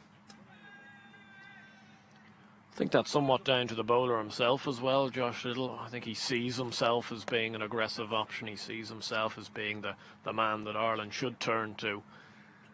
I think he often is potentially in the ear of Captain Andy Balbirnie to get me on, let me try and influence this game. And me and Louis were only discussing about kind of the magic to a certain extent of fast bowlers, and when they're in that type of mindset. Pulled down the ground. This has picked the man out again. And Omar's Eye's going to have to go now. And Little into the attack in the 17th over. And he does get that wicket that Ireland wanted. And he breaks this partnership. Afghanistan are 7 down. Well, he got a decent piece of it again, didn't he? That sounded very nice off the bat. Just couldn't get the elevation to get over Harry Tector at long on. And I think probably just a byproduct of the length that Little is bowling. It's very hard to get underneath that length on the front foot. And even though he did hit it hard, it's very difficult to get that elevation in a simple catch for Tector. Yeah, very straightforward catch for Harry Tector. Omar's Eye departs for 11. This Afghanistan innings going from bad to worse. And Josh Little, it's so good to see him bowling with this type of intent, bowling with this type of vigour for Ireland. He's just had a bit of a spring in his step the last month or so, and hopefully that can continue, because he'll be very important for this Irish side, especially when you think of those Australian pitches they'll come up against.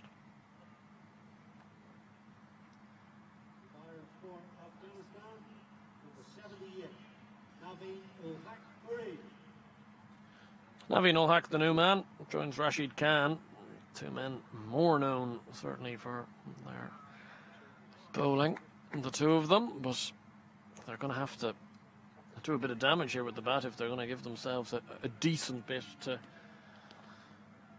actually go and try to defend here in the second half. There's your pressure stop ball. New man in at the death, and this is a golden opportunity for Ireland here to really put the squeeze on. We talked about Andrew Balbirnie being aggressive with how he uses Josh Little. Well, it's paid off here. He did get that wicket, and you can follow that up with another couple of dot balls to the new man, and it's pretty much the ideal results that the skipper was looking for.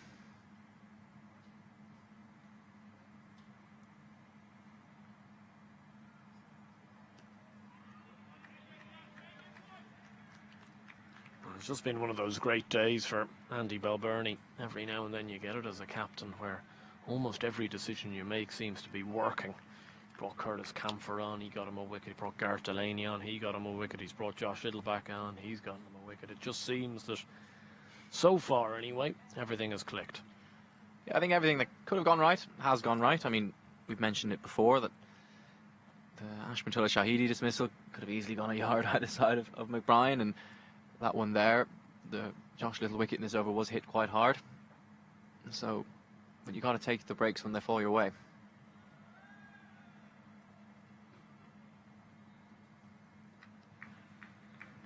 Single to complete the 17th over. A very good one from Josh Little. 17 overs gone. Afghanistan 104 for 7.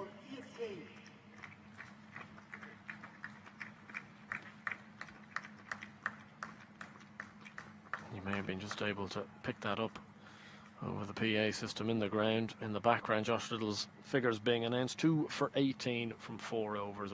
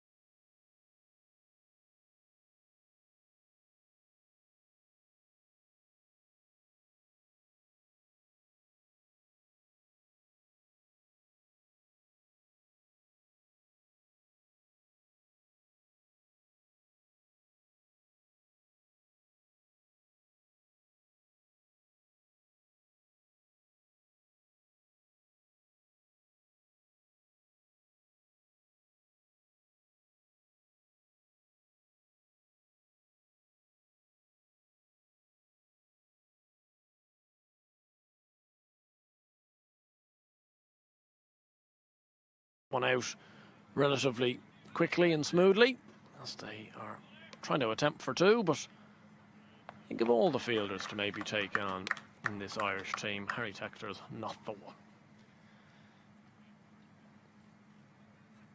This is really good from Delaney. He's mixing up his length quite nicely. He's given these tail enders a chance to go over the top by tossing it up a little bit, but equally he's made them play straight bat shots off the back foot, which is so hard to find the boundary off. That's probably a little bit too short there. That's the one thing you don't want these players doing, is pulling the ball, but he gets away with it. Well, he's sometimes difficult almost, Delaney, with that shorter delivery, because it's usually bowled with a little bit more zip. Sometimes a little bit hard to get underneath, but I do completely understand your point, obviously. Much prefer to see batters coming forward like that. Another dot to finish off a really good spell for Delaney. 2 for 19 from his 4. 18 overs gone, Afghanistan 108 for 7.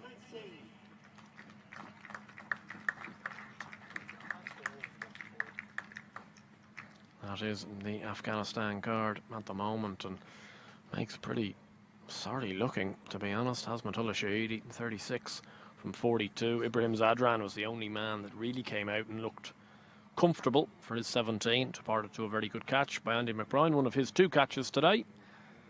Other than that, not much to write home about, Nathan. No, definitely not. And I think once again we're just seeing the importance of continually chipping away. Wickets are the most valuable currency in T20 cricket, and this is probably the perfect example of a game that shows why.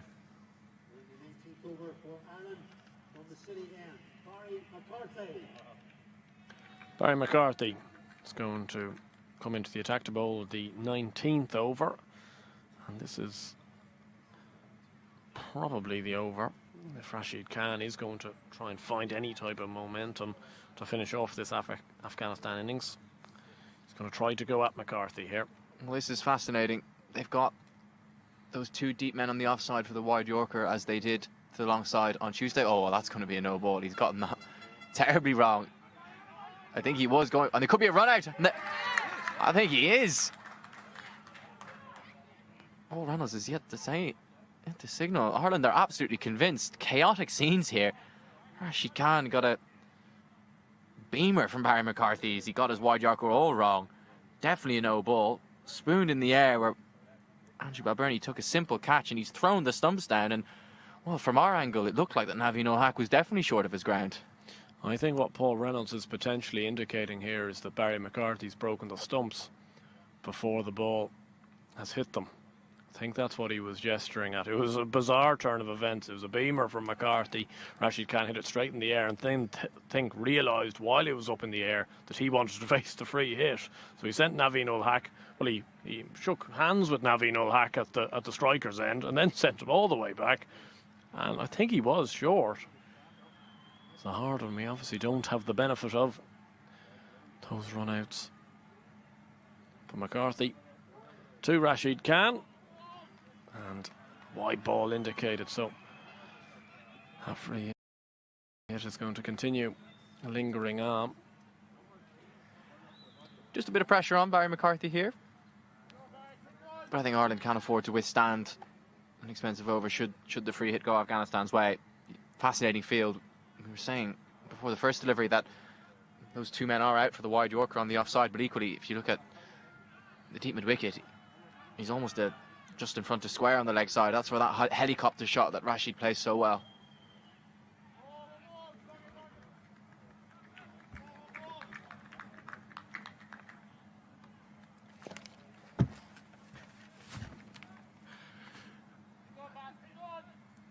Well, apologies, we're unable to bring you the result of that free hit because a wasp has decided to attack our commentary position.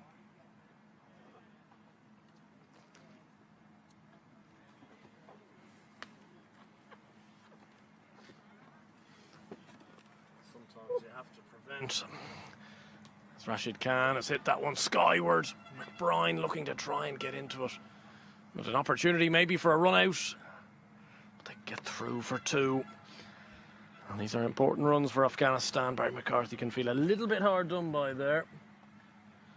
So he seemed to have finally figured out how to get rid of the wasp there.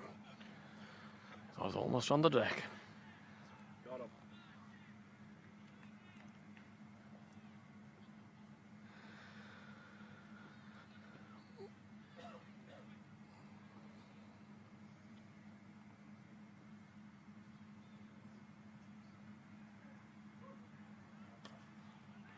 Strong shot, but it's just going to be one.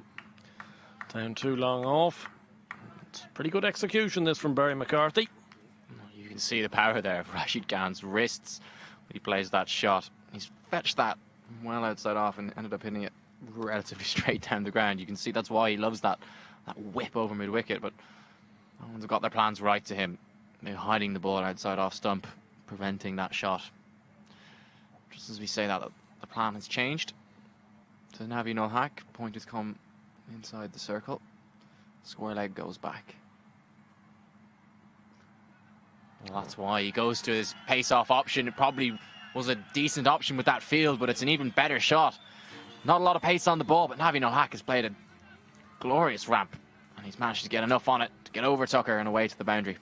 Yeah, fantastic shot this from Naveen ul Haq, using his experience and his options to very good effect. Actually adjusted very nicely there as well. It's even better on replay, isn't it? Barry McCarthy saw him move outside off to play that shot and he's just followed him brilliantly. It's just fantastic hands to get himself out of trouble there.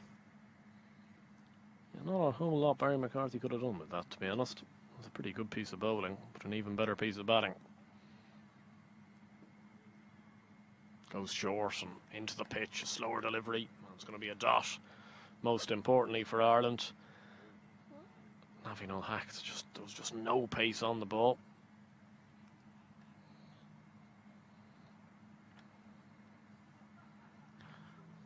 But McCarthy now, the one thing on his mind will be looking to get out of this over with either a dot or maybe a wicket to bring home with him.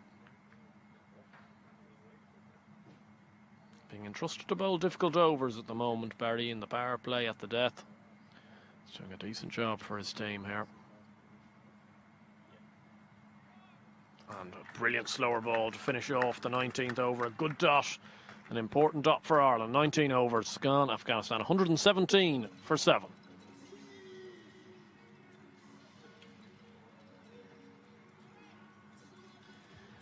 He just got that one wrong, I think, Naveen ul Haq. I don't think he expected McCarthy to bowl 3 pace-off deliveries on the trot. And he was ready and waiting for the first one to ramp it. But the last 2, I think, yeah, he definitely wasn't in position to play. Valuable dot balls for Ireland. Definitely. It's been a really, really good day in the field for Ireland.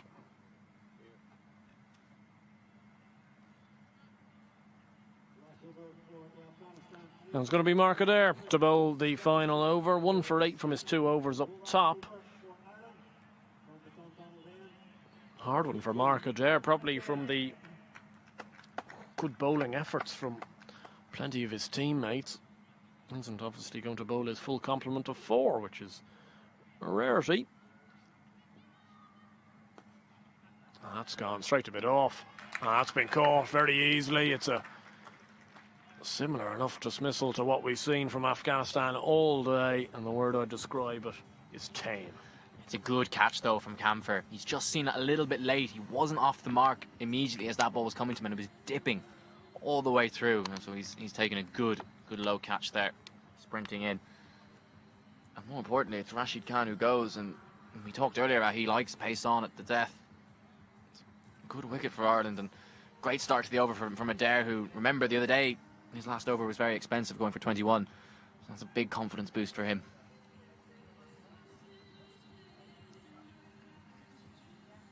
Yeah, excellent from Mark Adair.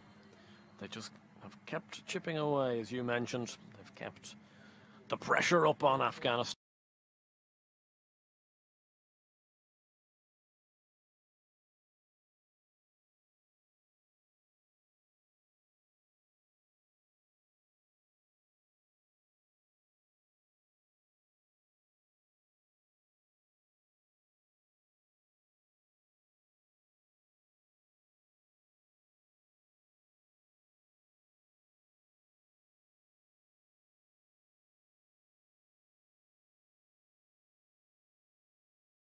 Seems that it's been a very perfect day at the moment, and I think especially given some of the bowling efforts against New Zealand and South Africa came under criticism.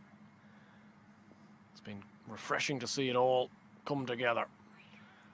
Well, I think the key is, looking at the overs, they haven't had those massive overs to go for 15, 20 plus. I think there was 1 or 2 of those on Tuesday against Afghanistan, and of course against South Africa in Bristol, the ball was flying to all parts at one stage. But just having a quick glance at the scorecard here, the most expensive over so far is 12. So I think, any day you get out of it, 20 over game, and you've managed to escape those massive momentum changing overs, you're delighted. Mujeeb trying something outside the box there, but unable to get contact. Get through for a leg by, brings Afghanistan to 120. Just the 2 deliveries left though.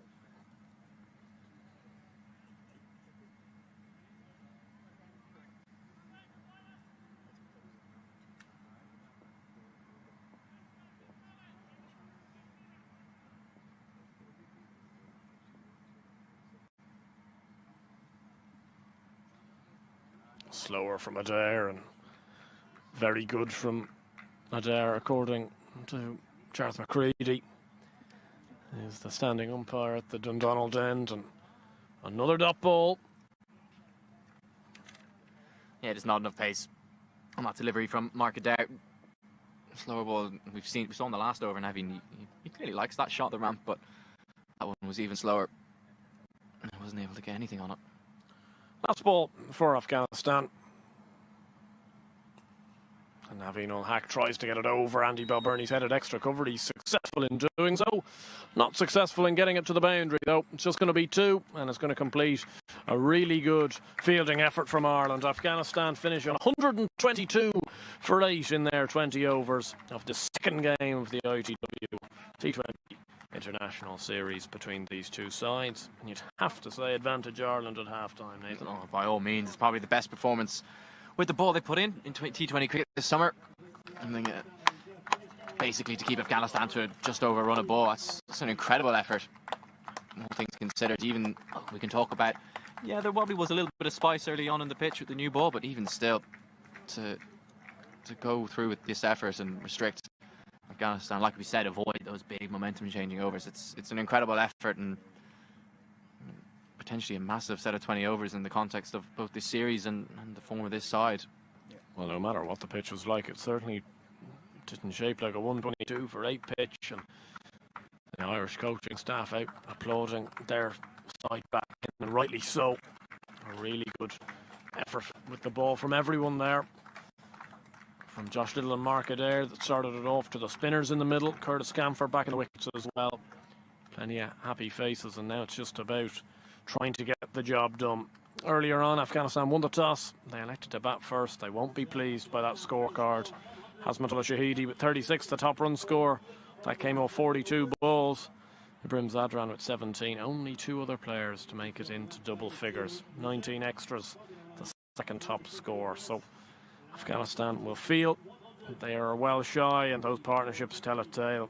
A top partnership of 30 between Shahidi and Omar Zai. Just not enough. Only 2 partnerships above 20. So they'll be disappointed with that effort. As we take a look at the Ireland figures, the wickets were largely shared about, weren't they? 2 apiece for Josh Little, Mark Adair, Curtis Camphor and Gareth Delaney. Well, Curtis Camphor there, that economy of under 5s. It's an incredible effort, especially considering, well, he didn't bowl on Tuesday. He wasn't needed. It was fantastic for him to come back in and bowl so effectively. Gareth Delaney, he's put together, 3 really good efforts with the ball on the bounce now, after he probably was a little bit expensive earlier on in the summer, and he's rewarding the faith that's been shown in him by this Ireland coaching setup. Well, that's the story at the halfway stage. Afghanistan 122 for 8 from their 20 overs. Ireland will require 123 for victory in 10-15 minutes time. We'll be back with a bit more discussion after a quick break.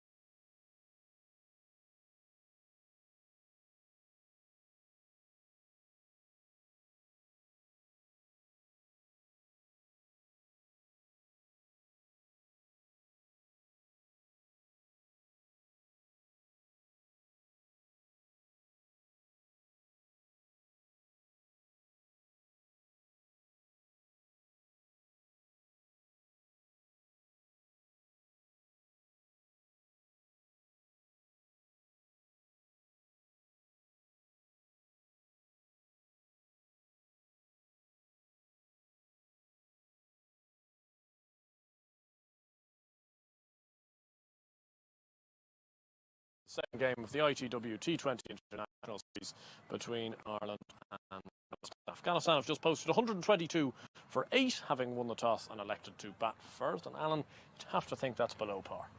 Very much. It's the lowest score Afghanistan had against Ireland. So in terms of that, like, Ireland were actually very good with the ball, some excellent catching, some regulation catching, but some excellent catching as well. But Afghanistan never really got going, did they? Well, ever after Gurbaz went in second over to mark Adair, they just struggled for rhythm and momentum. Well, within it, there was some very poor dismissals, sluggish shots, tired shots. They never really kind of garnered any momentum. And again, losing 3 wickets in the power play, you know, that is really the crucial period. And it's something that Ireland will be very conscious of as they reply to this low total.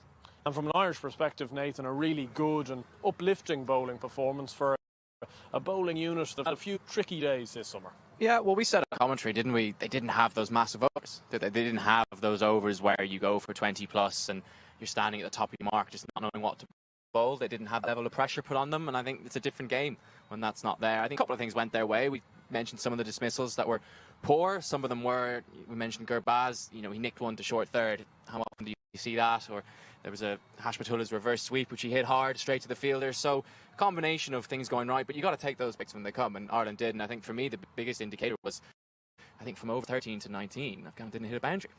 Yeah, and you'd have to think based off the pitch, and it's the exact same pitch as we saw on Tuesday as well, 122 has to be light of par. Yeah, you think so. You saw the big Ireland spinners were bowling in a situation today where they were on top and the pressure was on Afghanistan. Afghanistan spinners with only 122 on the board, they're not going to have that luxury. They're not going to be able to build lots of pressure because Ireland can't. You know, we played Rashid well the other day. They probably can aim even slower necessarily with a total like that on the board. So the lack of scoreboard pressure that you would assume, why do they get off to a semi-decent start, is going to be a game changer in this chase.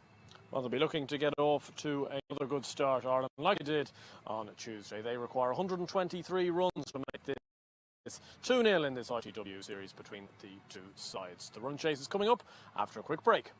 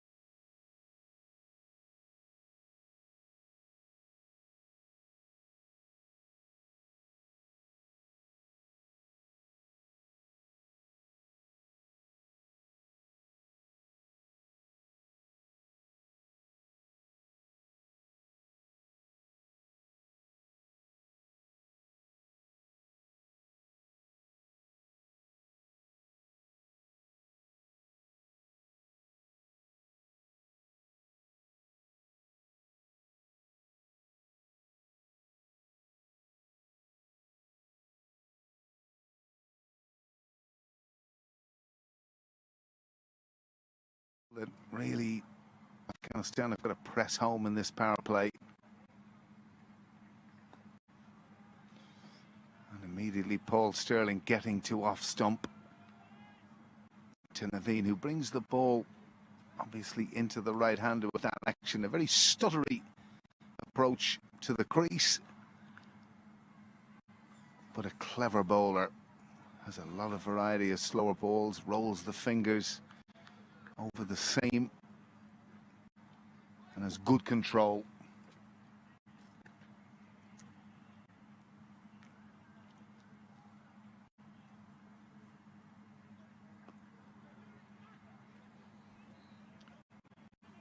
He's a tricky man to get away, Naveen Ul-Haq. We saw him cause a few issues to Paul Sterling on Tuesday, bowled a maiden to him in the power play, which was a bit of a collector's item, really.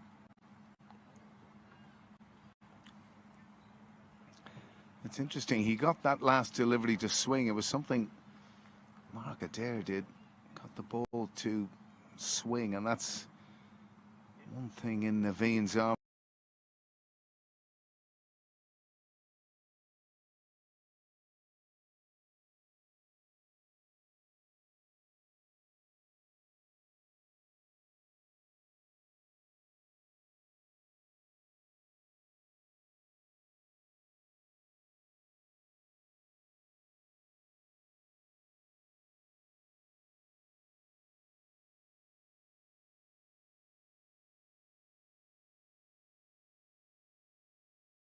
$3,000 to join elite company, which hopefully from an Irish perspective can be done, and we will discuss that potentially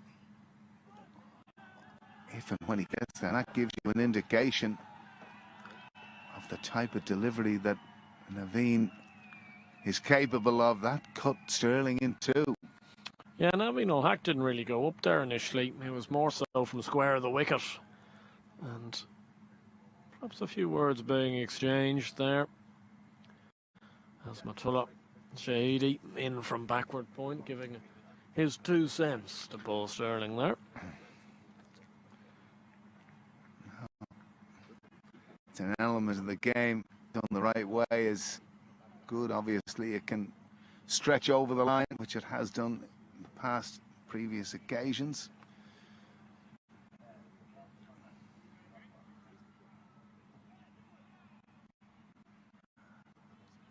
Good stuff from Gurbaz there.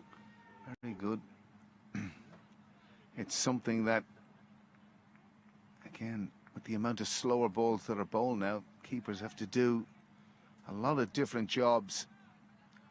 And certainly in the first game, Lorcan Tucker had 1 or 2 struggles in that department, but of course put it all behind him with a wonderful innings.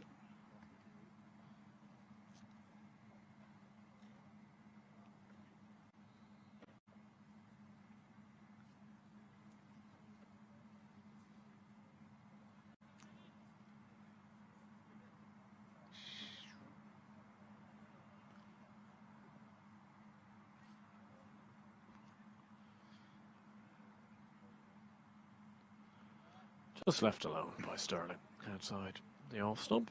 Ends that first. No, no, it doesn't actually. We've just seen a delayed call of wide by Paul. He has a habit of delaying his wide call. It kills me as well, Paul Reynolds, with his wide calls at times, because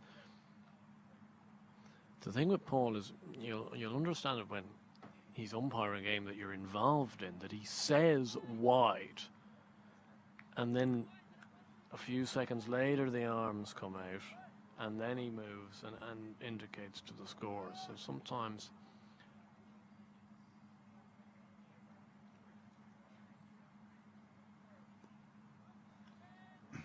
neatly defended away in the leg side, a trouble-free opening over apart from that ball that cut Sterling in 2, and Ireland are 5 without loss after 1 over.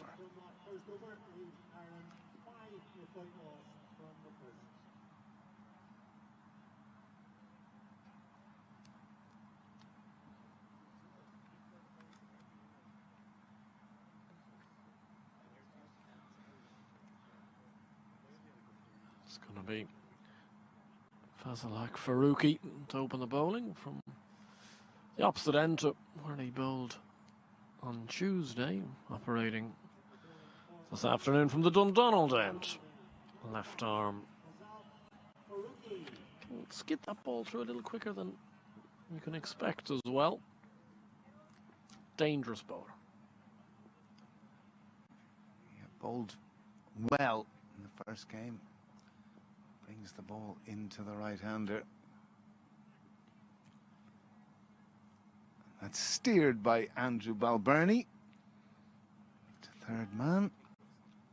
It's quite interesting. I was out doing the pitch inspection and they've got this little target square that can't be any more than 6 inches square at the top of off stump, and he hit it 4 times in a row.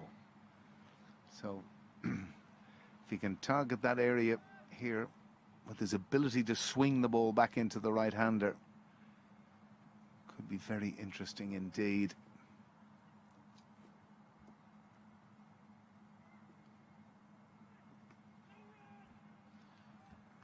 And negating that there, Paul Stirling, getting well forward. That's good from him. One thing to just have a bowler, you don't want to get stuck in the crease, Andrew.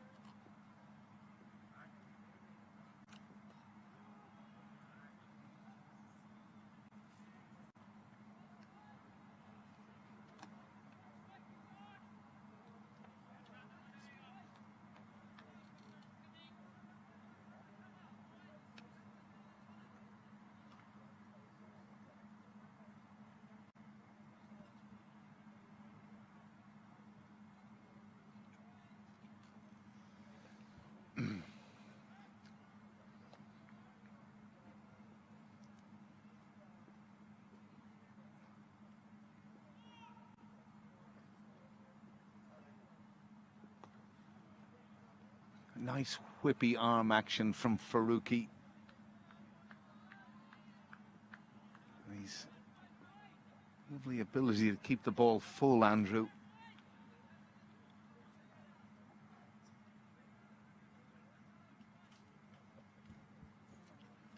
He does, and I think the key is that he bowls very few poor deliveries as well, especially in these early stages.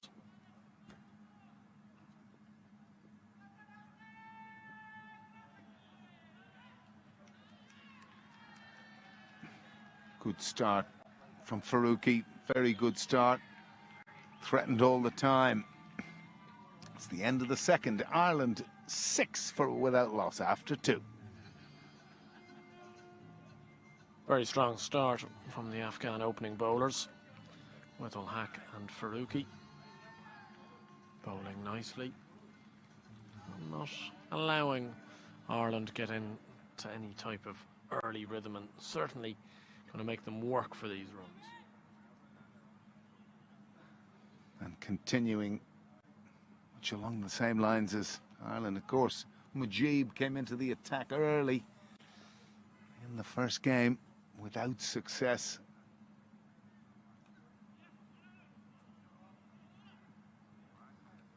Inside edge there, and a good single taken from Stirling there.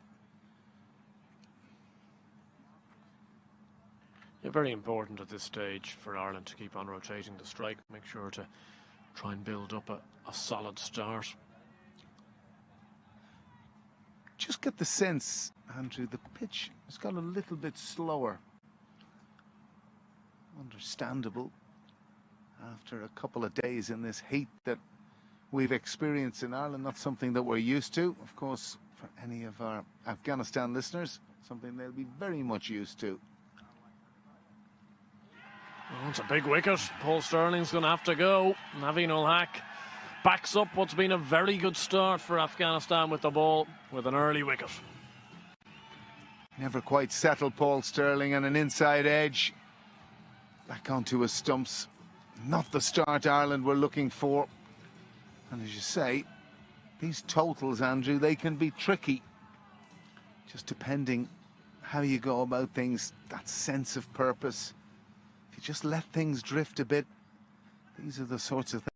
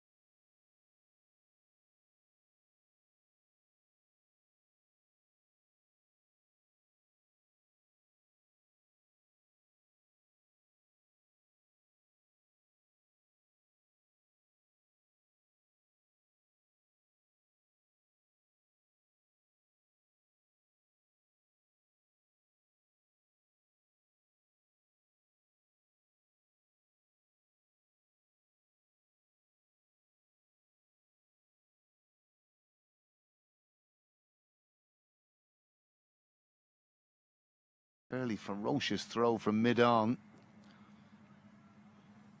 And Ireland were able to scramble a single, which gets Tucker off the mark.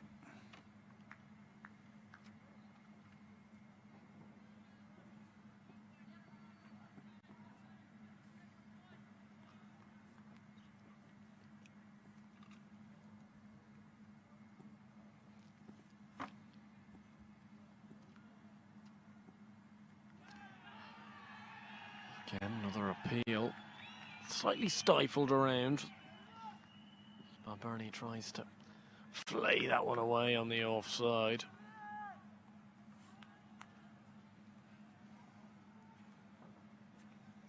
Whether the Irish team are going to be conscious about this, but they haven't beaten Afghanistan back-to-back since 2013. When Ireland, of course, in the top flight days as an associate nation. And again,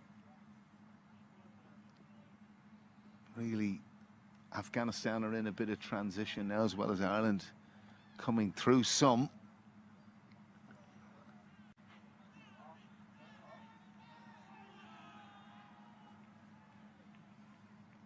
Balbirnie coming outside is off stump there, trying to sweep that one away. It is a shot he plays and plays well. But oh, it's very close, and just these little smaller run chases seem to clutter the mind from an Irish point of view. Well, they can clutter the mind from lots of people's points of view. Just that little bit of urgency, sense of purpose. Keep the strike rotating. Just don't wait for things to happen. Someone take charge.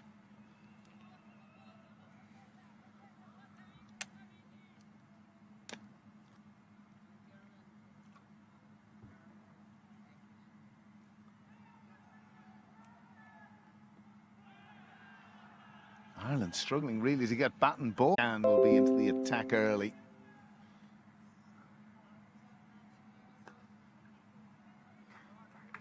That's good from Tucker. Steady base, just works the ball away on the leg side. He's a busy player, Lorcan Tucker. He does tend to be, yes. And I think he uses his feet an awful lot at the start of his innings. I think that used to be a little bit of a nerves thing almost, to try and get his feet moving as quickly as possible, but he's now just built that into his game, and I think it upsets bowlers' rhythms at times when he's just charging at you, because he has that dominating walk. Slower from Farooqi and Balbirnie, playing and missing outside that off stump. Not easy at the moment, and Ireland making this total of 123 look a little bit away. Heavy weather at the moment, there's no doubt about that, and certainly talking about Lorcan and Tucker as you did, with that kind of positive attitude, particularly advancing to seamers. He'd sometimes used to get himself in a bit of a tangle, and often just staying steady, watching the ball onto the bat, playing it under the eyes.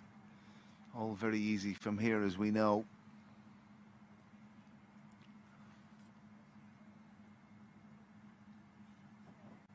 Going to be a change from Farooqi. He's going to come around the wicket to Balbirnie now. Maybe trying to get Balbirnie playing in and around.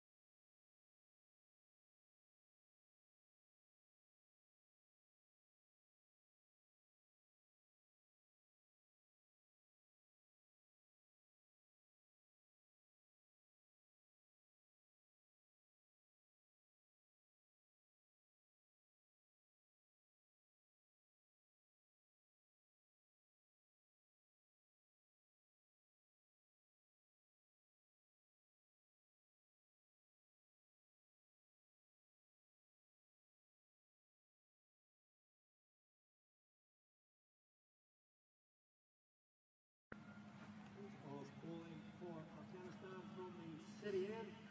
Going on to ball number 19, Rashid Khan. Rashid Khan is coming into the attack, as you foresaw. Since when are the days of a 3-over spell in T20 cricket just going to come back? Ireland women's cricket, all at Prendergast, often bowled her three up front. It's not something I'd be greatly against, but when you've got this man in your armoury, at this stage, Ireland 17 for 1 from 4, and it'll be very interesting to see how this pitch plays up with Rashid Khan.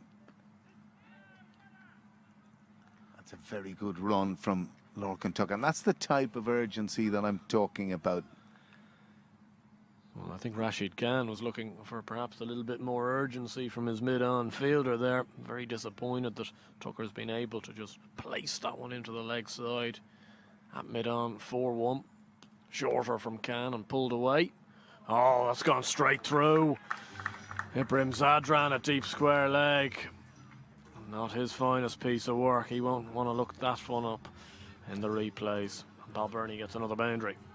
It's not often you see a ball as short as this from Rashid Khan.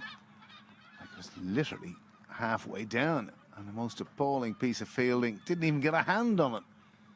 So that's 2 pieces here. And it was one area in the game on Tuesday. Afghanistan's fielding at best was sluggish, Andrew.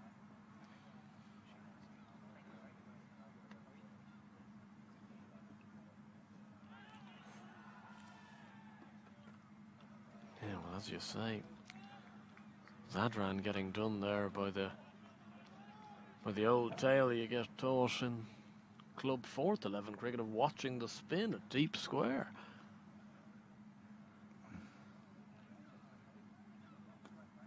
It's a lovely shot from Andy Balbirnie.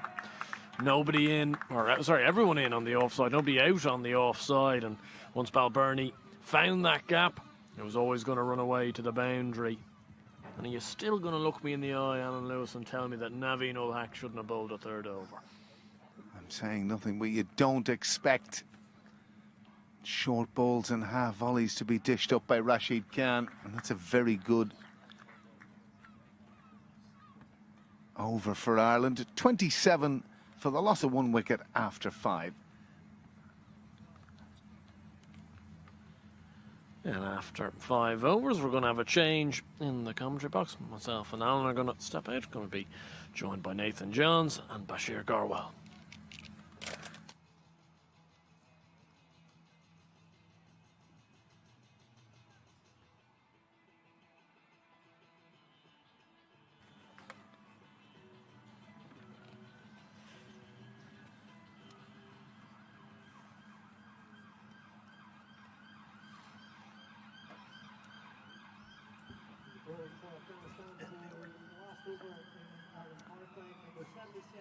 افغانستان په 15 اوور کې 20 منډې کړې دي او یوازې یو لوبغاړی د لاسه ورکړی. وبښئ، آیرلینډ افغانستان یوازې 102 منډې کړې وې او آیرلینډ ته د 130 منډو هدف دی.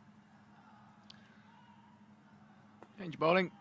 Marzi's into the attack, and Balbirnie just bends that one off his hip towards mid-wicket. It's been a pretty good start in the power play for Afghanistan. I mean, they've reduced. The run rate's been quite low, and they've got that big wicket of Paul Sterling. I mean, probably the ideal start when you only got 122 runs on the board.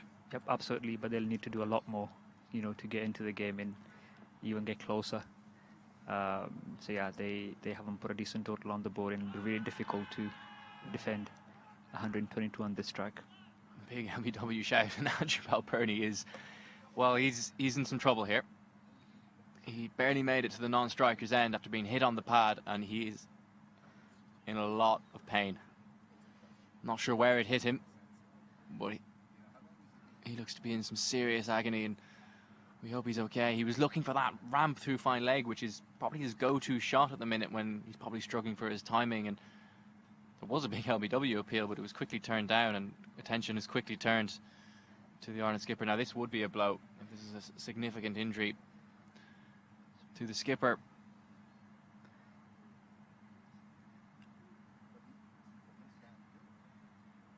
د آیرلینډ لوبډل مشر انډریو بلبرني داسې ښکاري چې په زنګون ولګېد.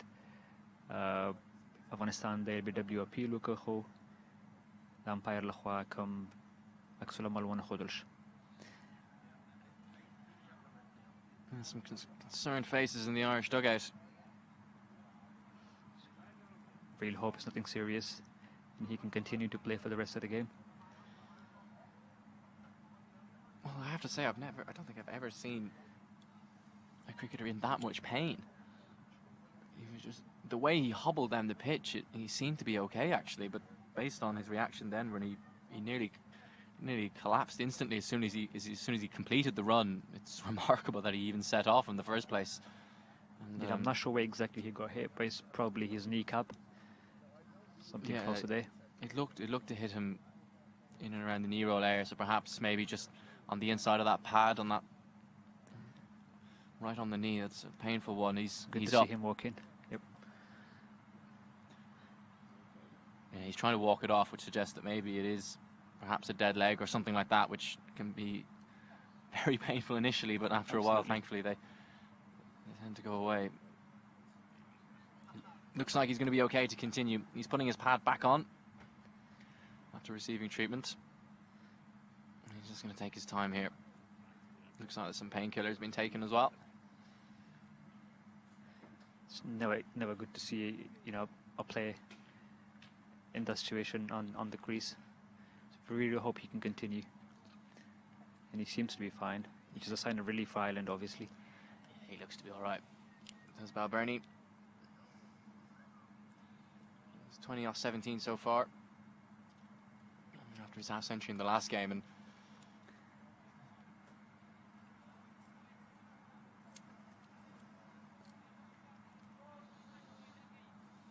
while we're waiting perhaps for the game to restart, Bashir, why don't you tell us a little bit about who you're with today? You're with the Afghan Cricket Association, is that correct? Yep, absolutely. So the Afghan Cricket Association is a UK-based voluntary organisation. We annually organised events for the Afghan teams based in the UK. We also act as a point of contact for any Afghanistan games that's held in the UK, in England, Wales, Scotland, Ireland. We also work quite closely with the Afghan Cricket Board. We're a team of 2 covering for Afghanistan. Another LBW appeal, but no reaction from the umpire. That looked close. That one was a lot fuller than the one previously, which hit Balbirnie when he tried to play a similar shot. Maybe Lorcan Tucker got outside the line of off stump. He went a long way across his crease there. Afghanistan certainly look a bit perplexed, but Jerry McCreevy unmoved.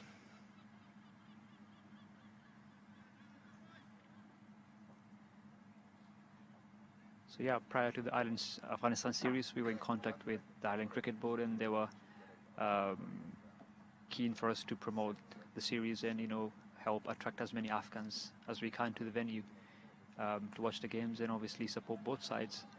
The Afghan Cricket Association is also working with the 100 at the moment, giving them some media exposure to the Afghan community and South Asian community in general. So yeah, that's what we've been doing. It initially started as a tournament back in 2015, and it gradually developed. We also covered the 2019 World Cup for the national television back home in Afghanistan. So we've been doing quite a bit of work around the media in the recent years.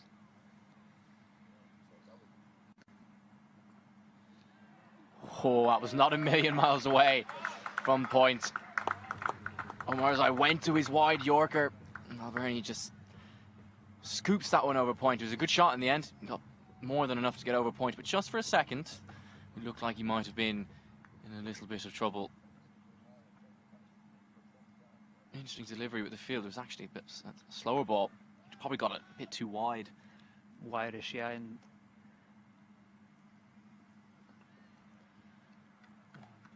that single brings an end to the power play.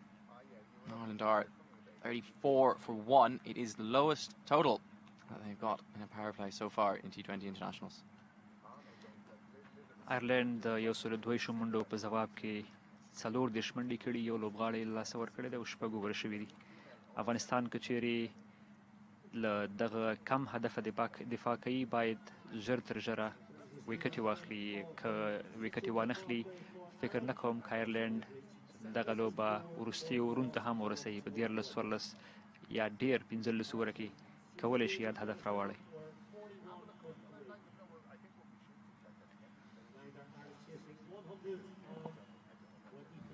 The end of the power play, and Mujeeb Rahman is back into the attack. Well, into the attack for the first time, I should say. Interesting. Normally we'd see him with the new ball.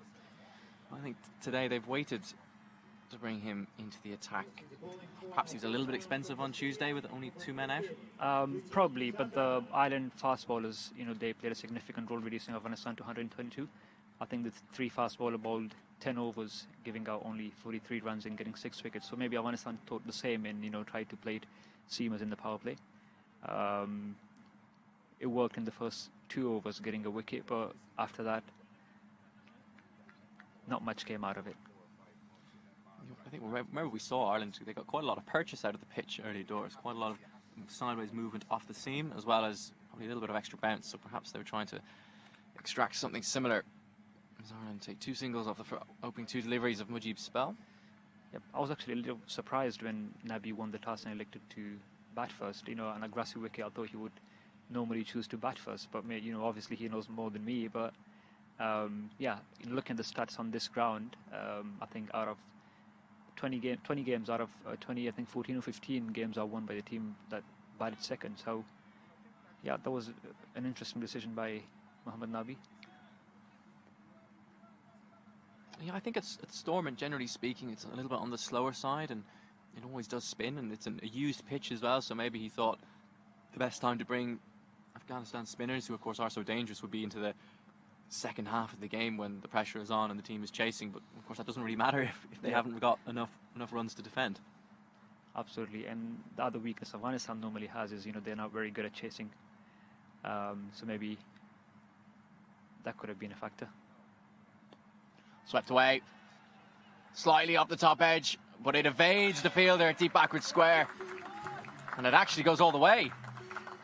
Rashid Khan, I think, was the man out there. Kentucky, Andrew Balbirnie, excuse me, he didn't get all of that sweep shot by any stretch of the imagination. Bit of extra bounce from Mujeeb, he's bowling quick into the pitch. He gets enough on it to clear the ropes. Andrew Balbirnie is obviously not holding back, he's going after Mujeeb. We saw him play a similar shot in the first game. Yep. The 6-over fine leg. It's clearly an option he likes against Mujeeb, and that's a good response. Better length. Pulled into the pitch, drags him forward, and beats the outside edge. Into 7 overs, Ireland are 44 for 1.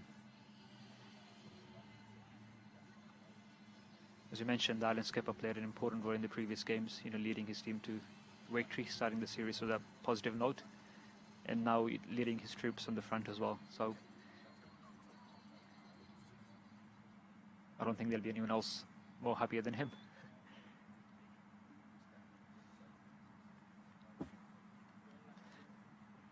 Ireland په وګوره کې 40 منډې کړې دي او یو لوبغاړی له لاسه ورکړی دی. د افغانستان لخوا عظمت عمرزی توپ اچونې ته ادامه ورکوي. عظمت عمرزی ځوان لوبغاړی دی چې د 19 کلنو لوبډلې څخه په وروستیو کلونو کې ورو ورو تر ملي لوبډلې رارسېدلی دی. ګورو چې څه کوي. Good short ball. Tucker advanced down it on Marzai, and I think he probably saw him coming. An extra bounce, bit of an effort ball, that one. Always difficult for Tucker to make contact when he's already halfway down the wicket. Absolutely, I think they're trying different variations right now, just to see if they can get a result.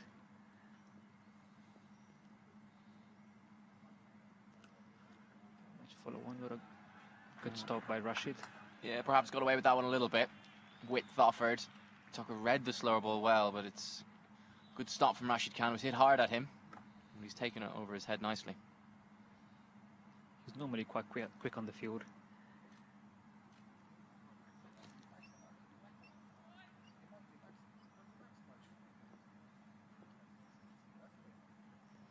لوبډل مشر محمد نبی عظمت ته مشوره ورکوي.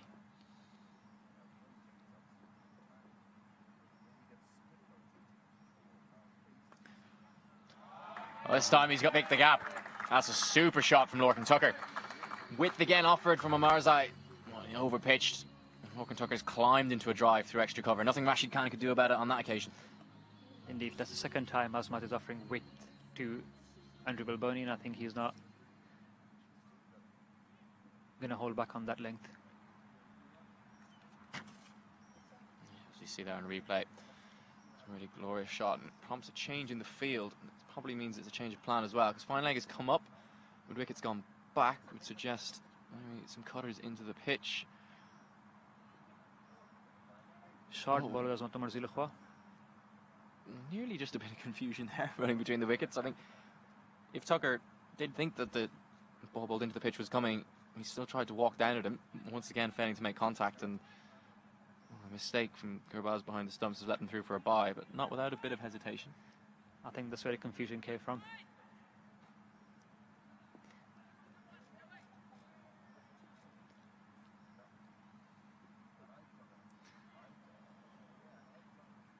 You can see what Balbirnie's trying to do.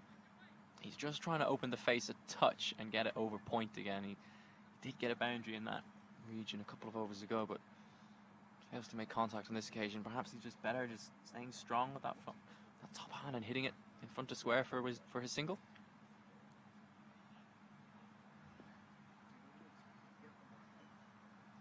The run rate required for Ireland is lower than the current run rate, so there's no need for them to take any extra risks. Short ball pulled away, but it's straight to the man. Oh, but he's come in too far.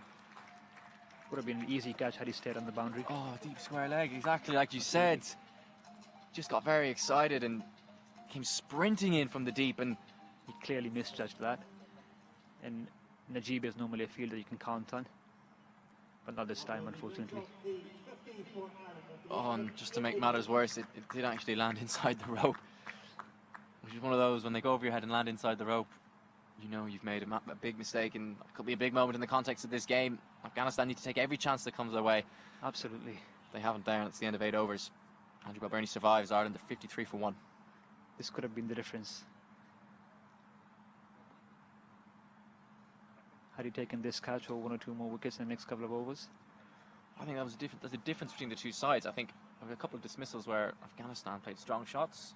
There were some poor dismissals, but there were some strong shots that just picked out fielders. Just went straight, and Ireland had a little bit of luck. And there's your luck. Andrew Balbirnie plays an excellent pull shot, gets a good piece of it, and hits it straight down the fielder's throat. And this time the chance wasn't taken. Absolutely. I think the Afghan batsmen didn't really learn from their mistakes. Quite a few of them came out and played some loose shots.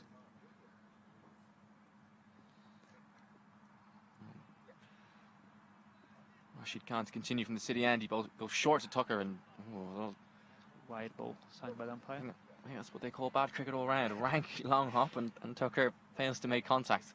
He does get a run though. He gets his wide. Indeed, one of those days when nothing is going your way.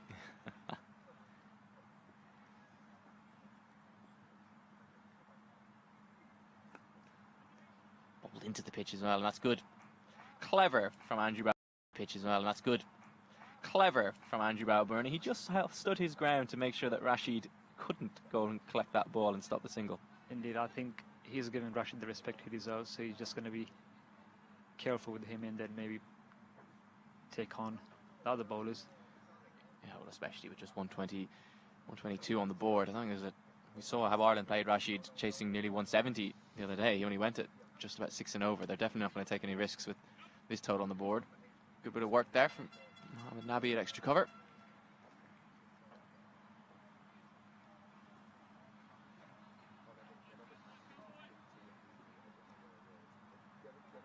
There's still a chance if Afghanistan manages to get a few wickets in the next couple of overs.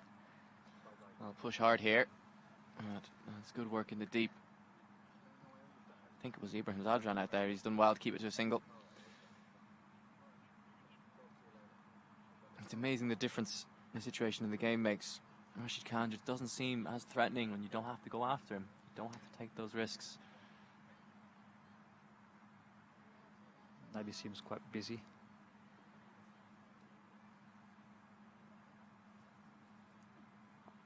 Well played. Swept away but nicely, but that's brilliant. Yep.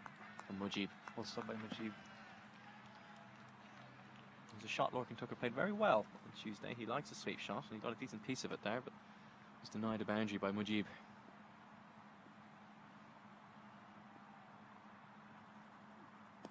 Tucker uses his feet as well to get it just wide of mid-wicket for another single. Yep. You might have heard just over the ground PA there, that's the 50 partnership between these two. Once again, Lorcan Tucker is providing a lot of solidity at that number 3 spot. Quite often we've seen with Ireland Once one wicket goes down, the pressure really comes on, but some concern here for one of the Afghan players, and it looks like we're going to have another injury delay. I'm not sure what happened there, but it doesn't seem really good. Well, it seems pretty innocuous. It was just when he was going to collect the ball, and he's ended up in a heap. It's quite difficult to see who it is. He's covering his face, so. But he also has collapsed in a heap of pain, akin to Andrew Balbirnie earlier. Balbirnie was okay, and fingers crossed, once we can make out who this player is, that he also is okay to continue.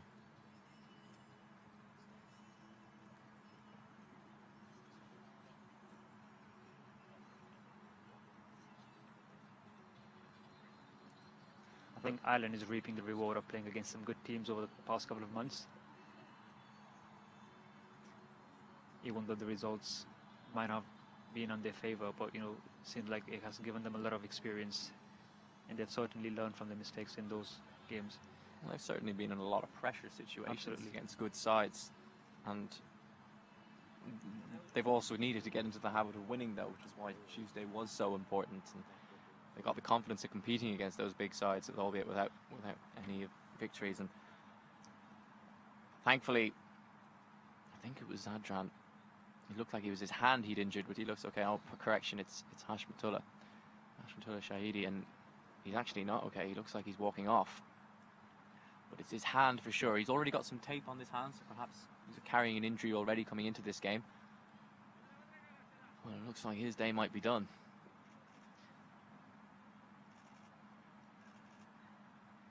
There's been quite a few injuries in the Afghan sides, and this is the team that they're trying to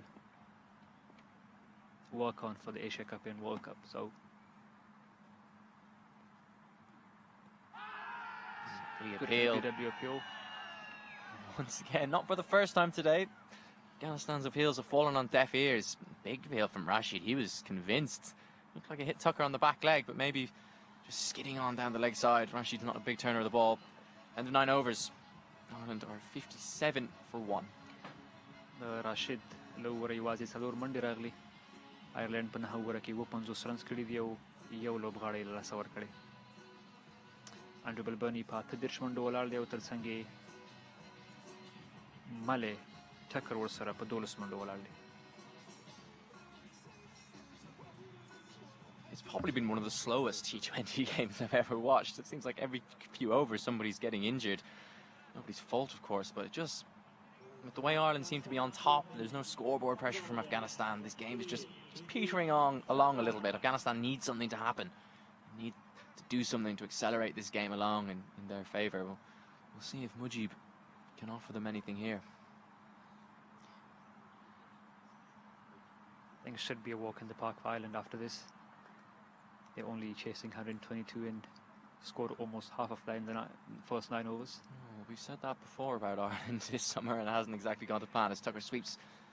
Again, he does love that shot. He hasn't got all of it, but he has hit it in the gap, and he'll come back for an easy second. Good stop by Rashid again on the boundary line. Certainly saved 2 runs there.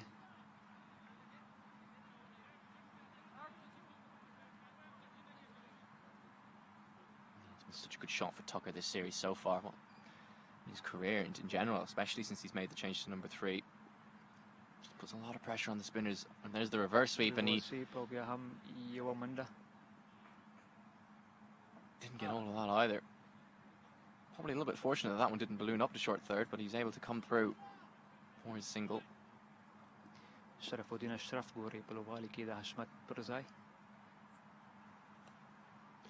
good from Balbirnie. Just opened his face at the last minute. Steered it in front of point for a single. This is ideal for Ireland, isn't it? Just no need to take any risk against Afghanistan's strike bowlers, Mujeeb and Rashid. Keep the scoreboard ticking along.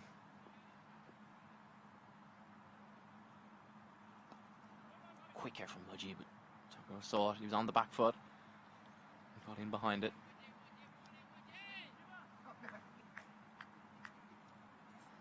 افغان توپچونکي خپل وسط وان کوي چې ویکټ 2 واخلي خو تر اوسه نه دي توانېدلي. دا هم 4 منډې ټکر په مجیب. That's another boundary. 4 یې وهي.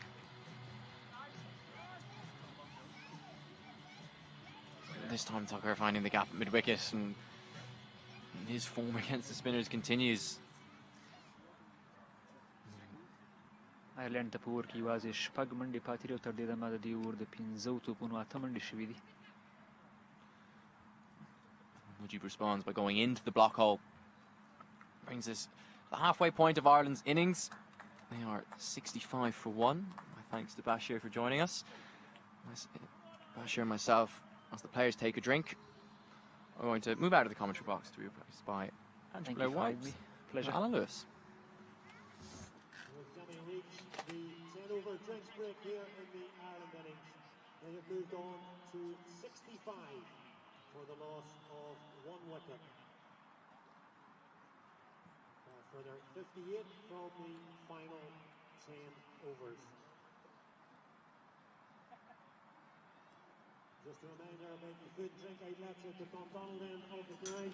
Yes, thanks to Nathan and Bashir for that 5 over stint. Ireland in a very good position, 65 for 1 after 10. Balbirnie on 39, Tucker on 19.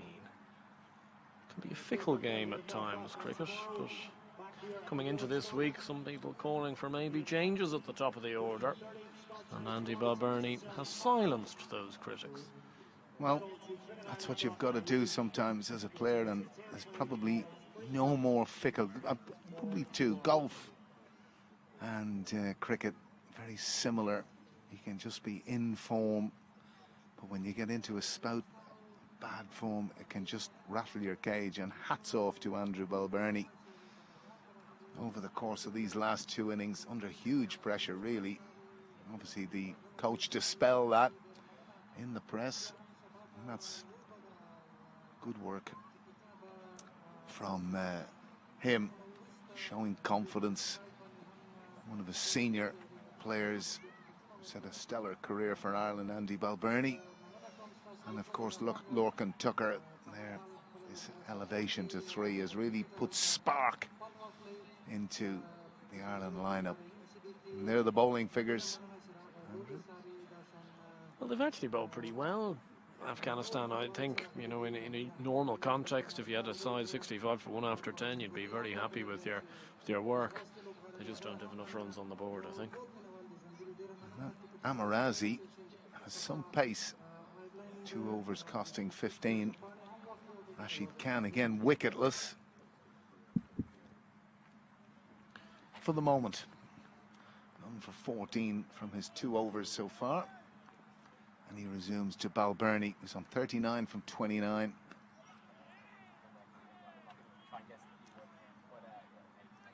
Rashid Khan just blocking that hole on the leg side. Again, tucking Balbirnie up, bowling stump to stump. Clever. Balbirnie trying to go on that sweep. They scamper through for 1. And another at least a bit of sloppy fielding from Afghanistan mean that they get through for 2, and it's just been a little bit of a feature of them since arriving to Ireland. I understand they haven't played too much games together recently. It's our first series since June, but they look a little bit undercooked as a side, aren't they? Yeah, well, that's certainly in the post-match of the first game that Mohammed Nabi spoke about, as Balbirnie expertly plays that wide enough to get 2, and a very comfortable 2. It's been a strange game, Andrew, hasn't it? Really, very un-T20 like.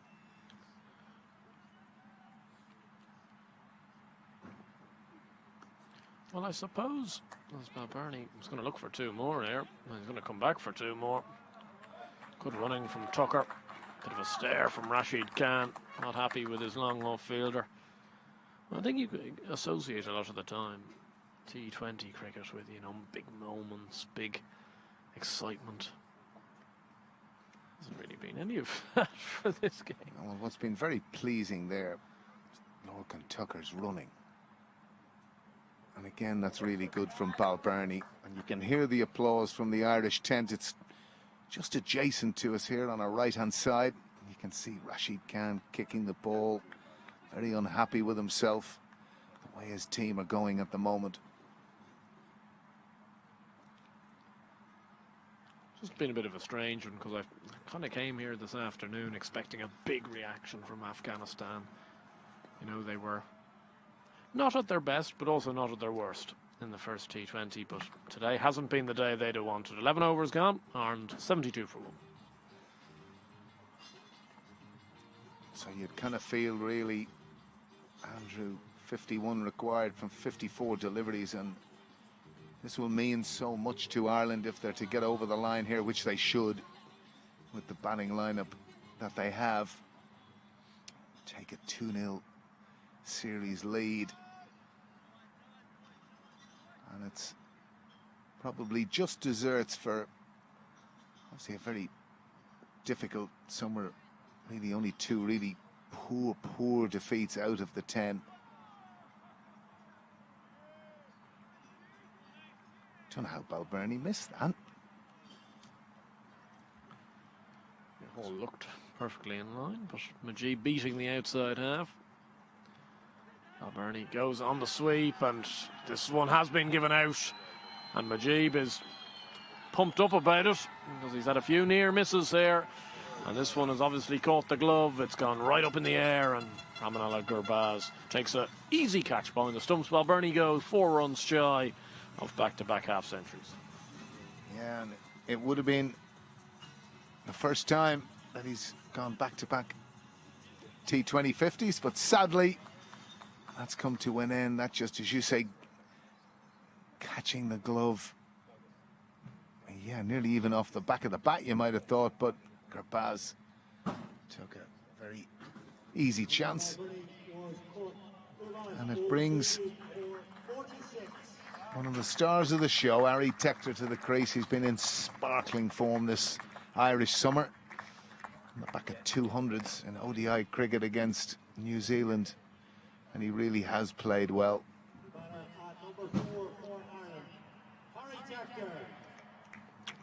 Well, it felt fitting that he was there at the end on Tuesday to get Ireland over the line in their first victory of the summer.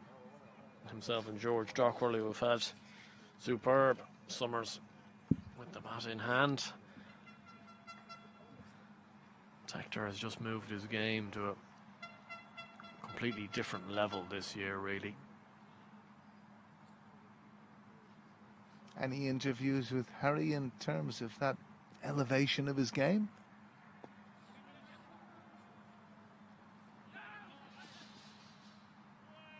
Always felt with Harry, I've obviously played with him since a very young age, that he's just been one of these guys that's had the ability to score runs when it really counts, and in the big stages, in the big moments. I remember playing an under-13 All-Ireland final with him, and I think as a team we were bowled out for 80 odd up in Breedy, for which Harry had gotten 60, and then contributed to take, I think, 3 wickets and 2 catches in the field as we won by 10 runs. So he's always had that in him, and I think it took maybe a little bit of time to adjust at international level, coming up from interprovincial level, but it has really clicked recently. Just desserts, works terribly hard on his game. And that a leg by, just scuttled away on the leg side, and Tector gets through for 1, and that's the important thing here. Just keep ticking along.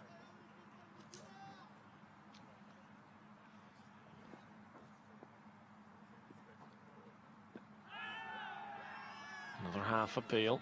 Mujeeb causing a couple of issues here, hence the 12th over. Ireland 75 for 2. I think one of the things Mujeeb has done, Andrew, he's taken pace off. He's got huge amount of variety. That one, that whatever way he does it, Doosra, that he took away from the right-hander, doesn't seem to be as effective as it had been in the past. But there hasn't been a huge amount of turn in this pitch. Rashid Khan really hasn't settled in any way today. Wicketless again, and it would be a huge surprise to see a man of his stature go wicketless 2 games in a row.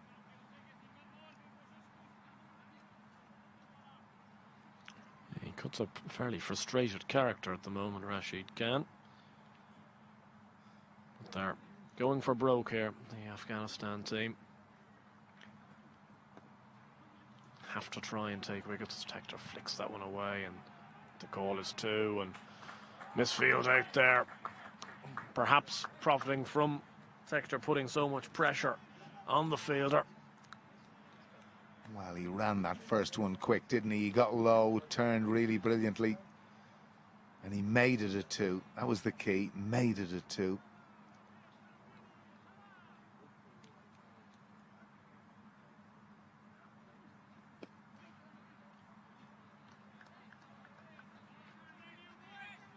I don't think those 2s are doing much for Rashid Khan's frustration levels, mind. There was a lot of teapots in that last over from Rashid Khan.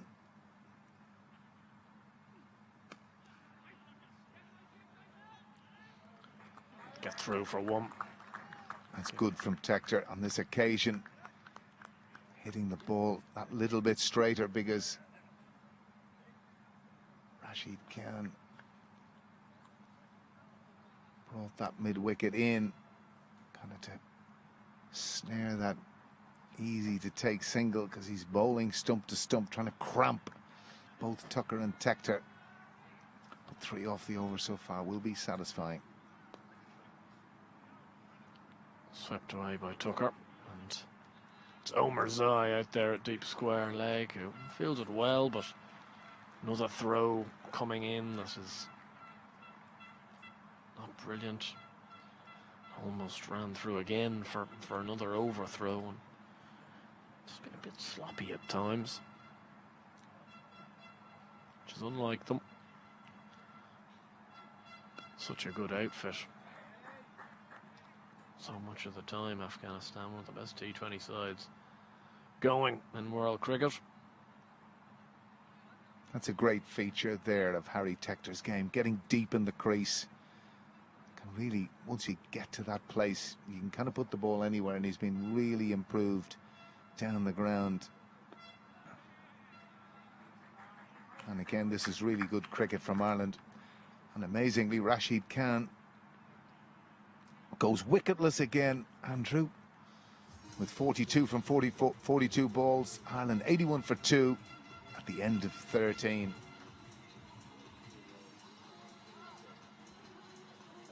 Well, they've dealt with Rashid Khan very nicely. Now, they've had the luxury, certainly today, when you're only chasing a small score of 123, you don't have to take the risks.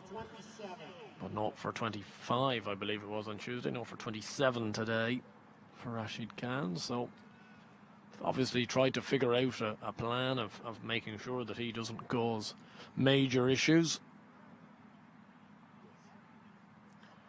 I'm going to see a change in bowling. Mohamed Nabi's going to bring himself into the attack.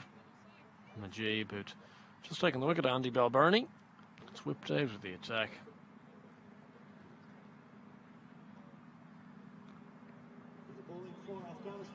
Bashir gave us an extraordinary stat earlier. His father bowled to him in the domestic T20 league, delivered his first delivery. His son dispatched him for 6 first ball.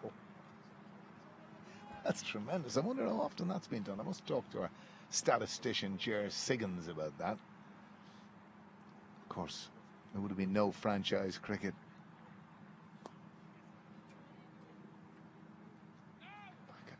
What I like there, even with Lorcan Tucker, whilst that was caressed directly out to Zadran on the boundary, he's still looking, still wanting to.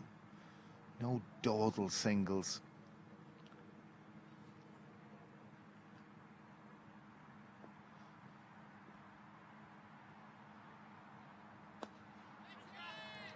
That's skyward. And indeed it is. What a fantastic catch from Mujeeb, because he had to contend with the line. He very nearly went over the line. Certainly thought from here that Tector had got all of that, but he hasn't, and he's departing for 5. And Nabi makes the breakthrough. Yeah, it's a very good catch, this, from Najibullah Zadran, right in front of us there in the commentary box. Looked like he got plenty of this slog sweep, as you said. A little bit too much height, not enough distance. That's a fine, fine catch from Zadran. Not only to take the catch, but have the game awareness and sense to make sure that he stayed within the rope. And it counts for the wicket of Tector, and it brings George Dockrell to the crease at number 5. Still the situation well in hand, you'd have to think, for Ireland, but as we've seen so far this summer, it's not making things maybe too easy for us that are watching. No, but that's the nature of T20 cricket. George Dockrell in stellar form with the bat. But you've just got to keep nurdling away. The boundaries will come. If you think about it logically, 10% of the deliveries remaining takes it down by 16 or even 18, or depending whatever way you want to look at it. And that's a fantastic shot from Tucker. And he's just growing in confidence with every innings that he plays for Ireland. We're now seeing the true Lorcan Tucker. And it's just a pleasure to watch. So good against spin. And to be able to play now unrushed with that confidence, looking calm at the crease. It's fantastic for him. It's fantastic for Ireland. And to have this spot, look how still he is at the crease. Look, fantastic execution of the reverse sweep. Hits it hard, Andrew. Yeah, hits it hard, hits it into the ground, runs away very easily to the fence as well. A man that gave plenty of good word and thanks to David Ripley, actually, when I talked to him quite recently, for obviously giving him that opportunity in the US, but he may have picked out the man as well. That's straight to Najibullah Zadran, and Mohammed Nabi's come into the attack, and he's taken 2 wickets. And Lorcan Tucker has to depart for 27. And just a couple of wickets, making this Irish innings a bit more interesting again. Well, it's making this game interesting. That was a tame dismissal in the end. Nabi again, very clever bowler, holding that back. And Tucker not really going with it. And more so from the position, having got the boundary, position of the game. Probably an injudicious shot from Tucker, really. It's a tame end. Najibullah taking a very comfortable catch. So, similar characters. Nabi, Zadran. Partners in crime. Andrew, 86 for 4 now. With the ball remaining. An important innings this, I think, for Curtis Camphor. Yeah, good chance for Curtis, but at the same stage, 37 off 37, 2 new men at the crease, yet to face a delivery apiece. Just seemed a little bit of an in-between shot from Lorcan Tucker there. Almost got too much of it. I think he was just looking to clip it into the leg side. Almost timed it too well. Straight into Zadran's hands as Dockrell gets off the mark immediately, turning that one into the leg side. Ends the 14th over Ireland, 87 for 4.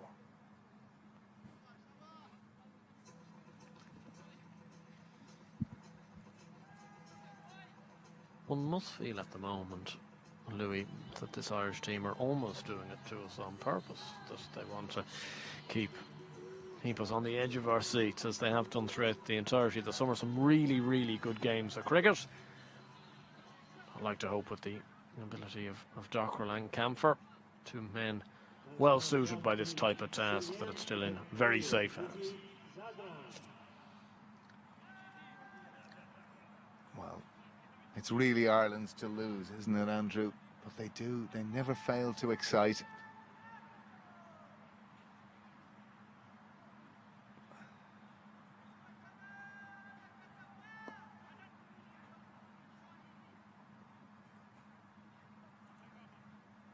Dockrell doing what he does best.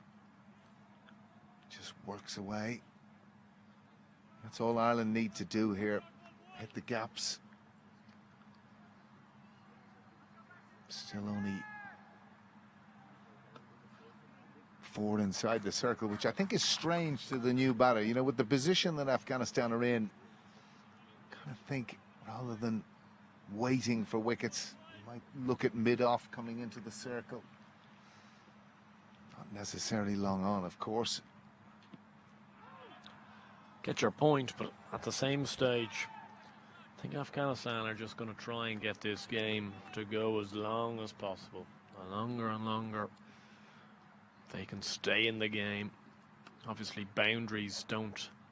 If they allow boundaries, the game will just seep away from them very quickly. But Mujeeb running through these overs quickly. Scoreboard barely able to keep up at the moment. Well, again, as you say, he's raced through his over, and that's clever. You feel you've got a little bit on top. Just dot balls pass by. He's bowled well. Only gone for 23. One ball of his complement of 4 left, Andrew. Another dot to finish up. Just the 3 runs from the over. A fantastic one for Afghanistan. 15 gone. Ireland 90 for 4. They need 33 from the remaining 5. 15 overs gone here for Ireland. They are 90 for 4, requiring 33 from 5. And with that, Alan Lewis is going to depart. You'll see him later on this afternoon at the post-match presentation. We'll be hearing from both captains. I'm joined again for the final 5 overs by Nathan Johns. And at the moment, this game is just becoming a little bit close for comfort as Nabby continues to Dockrell. And I think Ireland probably, as Camphor almost goes for a suicidal second there. You feel that Ireland could do with maybe a boundary or 2 to ease the tension? They could. I think they're still in the driving seat here. They've got one of their foreign players in Dockrell, and Curtis Camphor is quite a busy player. He likes to rotate the strike very early on in his innings. He's got his array of sweep shots that are probably going to be pretty effective against this spin attack. As soon as I say that, he reverses one out to deep point, but Afghanistan have the man out there for that shot. They obviously know that it's a strength of his. So I think, to be honest with you, I thought Curtis might have actually come in at number 5. I think there was an argument for just bringing him in just to rotate and take a bit of pressure off and let George Dockrell come in and do what he's been so good at this summer and take down the seamers at the end if needed. But yeah, I think he's a good man for this situation, and George Dockrell's in form, so I still think they're certainly in the ascendancy. Call is 2. Should be able to come back, and will. It's good running between these two. And that's the luxury, I suppose, of this situation. It just takes a couple of 2s, maybe the odd boundary, and suddenly it's back under a run of ball and well and truly in Ireland's hands. They've been put in this position due to a sterling effort with the ball earlier on today. But just goes to show, I think, what we've seen in the last couple of overs is if you do give this Afghanistan team a sniff, they really can start to grab hold. And I don't think they've enough runs on the board here this afternoon, but they'll be ruining the fact that they didn't get to 140 on this pitch. It could have been a big chance for them to defend a smallish total, and that's another one that's gone through. That's not the first that's gone through Ibrahim Zadran. In fact, it's the 2nd or 3rd today. It's been a terrible day out in the field for him, and Curtis Camphor gets a juicy boundary. Should have just been a single, and again, not watching the spin on that second bounce. Zadran doesn't get a hand to it.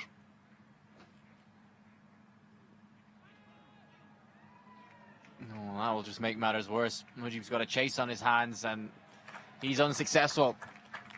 Mohamed Nabi kicks the turf in disgust with himself. He's gone for the quicker ball, but he's fired it in. Almost would have been missing leg stump for sure, and it's flicked Camphor's pad and flown away to the rope. Just as Afghanistan were building some pressure, back-to-back boundaries, and all of a sudden that pressure has been released. Ireland 103 for 4 at the end of 16.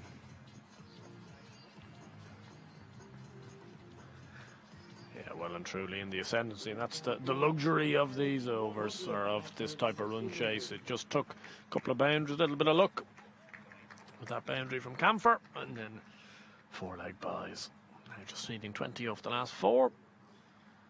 Fazal Haq Faruqi coming back into the attack, He's still got 2 to come, as does Naveen ul-Haq. But one senses it's too little too late at this stage.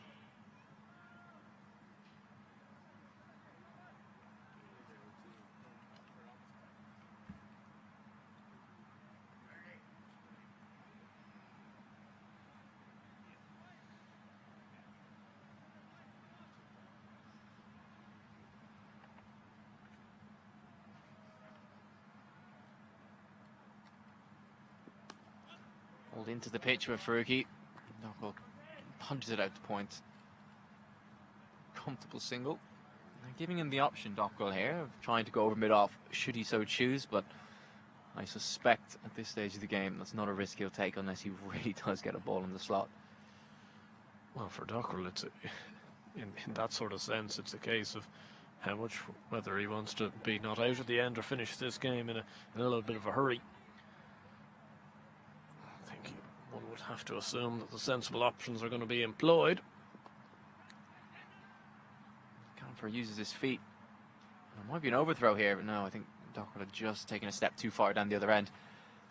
You say that they might take the sensible option, but I mean, the mantra of this side in the last year or so, as they've looked to improve in T20 cricket since the last World Cup, has been to always take the positive option. If they have a decision to make about how they're going to approach things, it's to always be more positive. So I wouldn't be too surprised if, you know, if they do get balls in their area and they back themselves. I think they will go to their boundary options.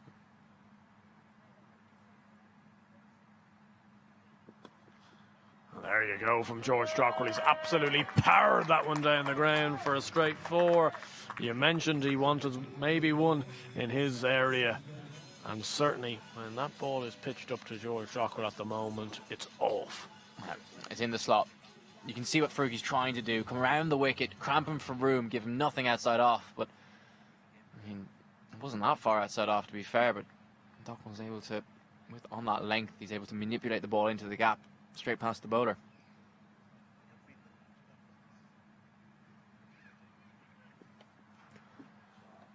Cut away would just be the one down to third man. You wouldn't be queuing up to be a standing umpire to George Dockwell at the moment, to be honest. You'd be in danger quite a lot of the time. You need one of those Bruce Oxenford arm guards.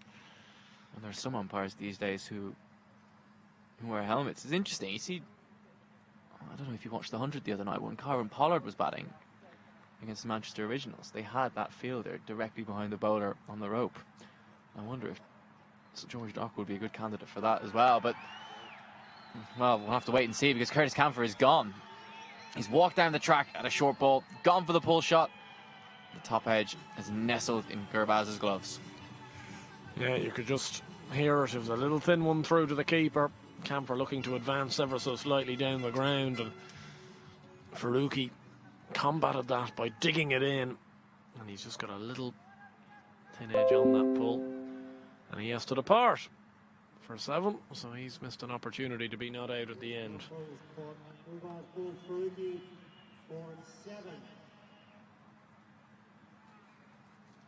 Have a look here again. Faruqi digging it in, just a little thin edge from Camphor.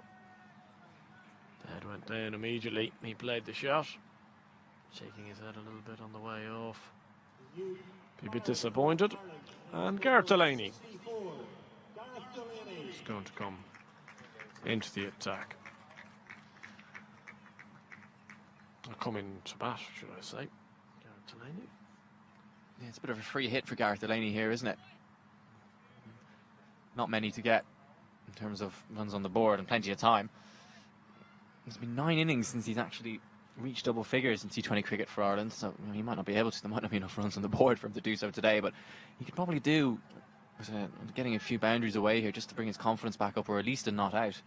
I mean, his confidence with the ball has got to be sky high at the minute, but it wasn't that long ago he was in the team predominantly as a top order batter. You could do with that skill coming back to the fore once again. Yeah, it's so funny, T20 cricket, quite volatile to a large extent when you think of Gareth Delaney, and he's been in this side before and barely gotten an over to bowl, but yet has been superb with the bat, and at the moment that batting is struggling a little bit, but the bowling in a really rich vein of form. Good skills from Faruqi to finish out the 17th over. taking the wicket at Camphor, and 7 runs from it. 110 for 5 after 17. Ireland need 13 off 3.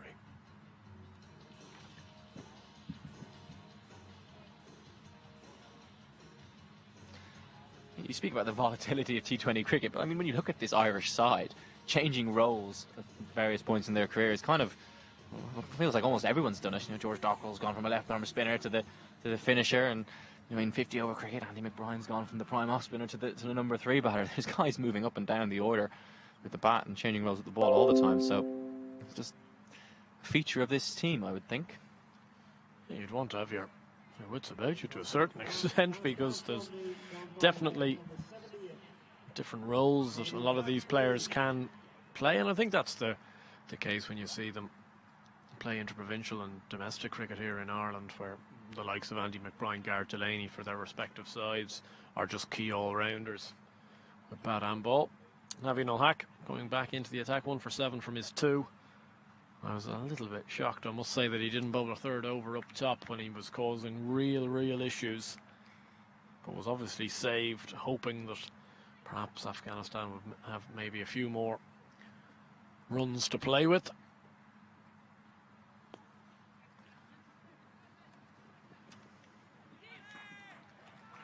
That's super running from these two, George Dockrell and Gareth Delaney.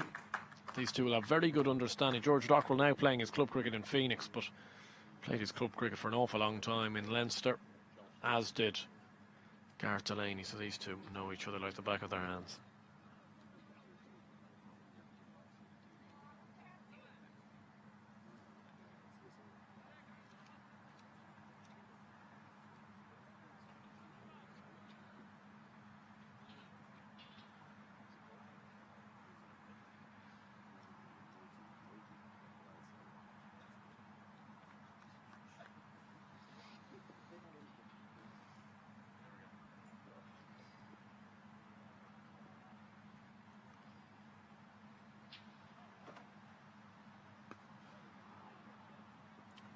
Proved to be problematic, Naveen Ul-Haq.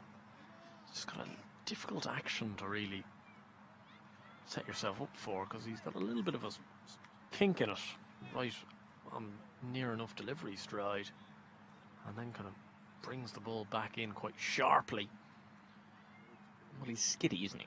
You can see George Dockrell there, yes? George Dockrell's a tall man, but he was on the back foot, and you could see him reaching down for the ball. He didn't get up. Probably a product of, like we said, Naveen's skiddy action.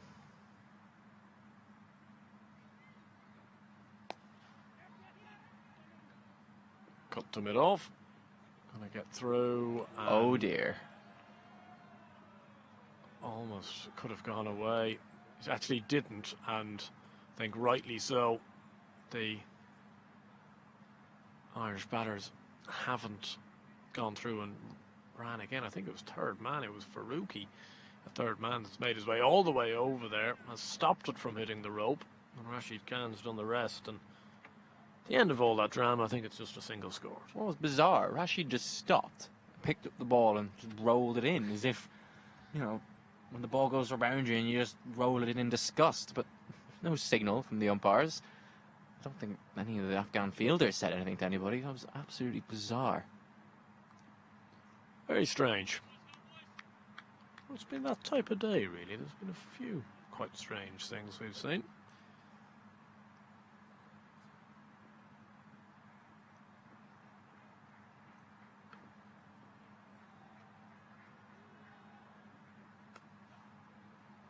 Delaney getting off the mark into the offside.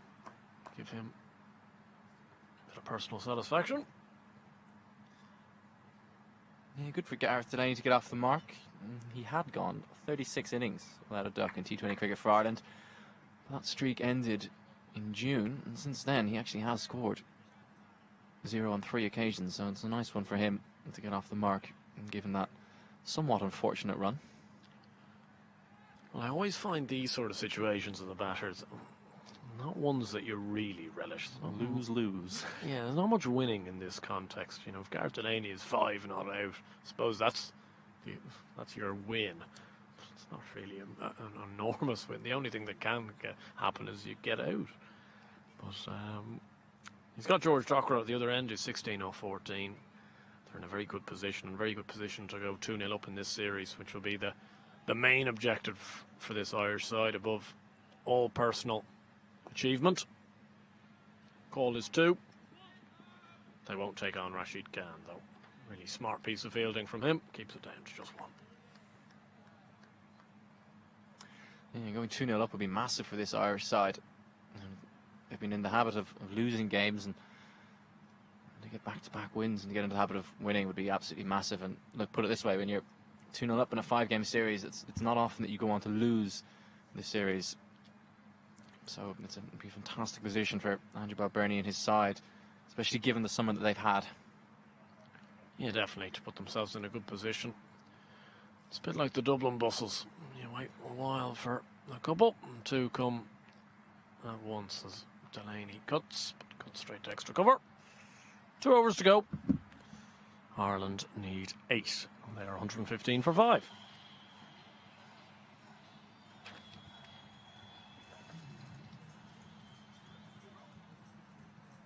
I was just saying, when on commentary with Alan earlier, Nathan, it's been a bit of a subdued T20 we've seen today. Yeah, and I was saying with Bashir that the pace of the game has just been so slow. And the 2 lengthy injury breaks didn't help, but I think Ireland has been able to kind of plod along here and not take too many risks. And yeah, okay, they had a brief stutter, but yeah, you're right, it definitely has been subdued compared to the other night, which was a bit of a thrilling chase. Couldn't be more different.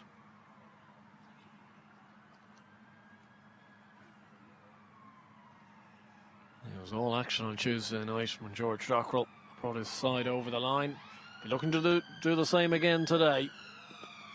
He absolutely murdered that one down the ground. Faruqi's got a hand on it, though. Yeah, well, he's paid for that. He's hurt himself. It looks like he's going to be okay, just shaking it off. Once again, Dockerow absolutely smacking it down the ground. You have to think, though, given his prowess at hitting that shot, and well, Faruqi might not be okay. We're going to have our 3rd injury delay of the innings. And Faruqi looks to be in a bit of trouble with that hand, but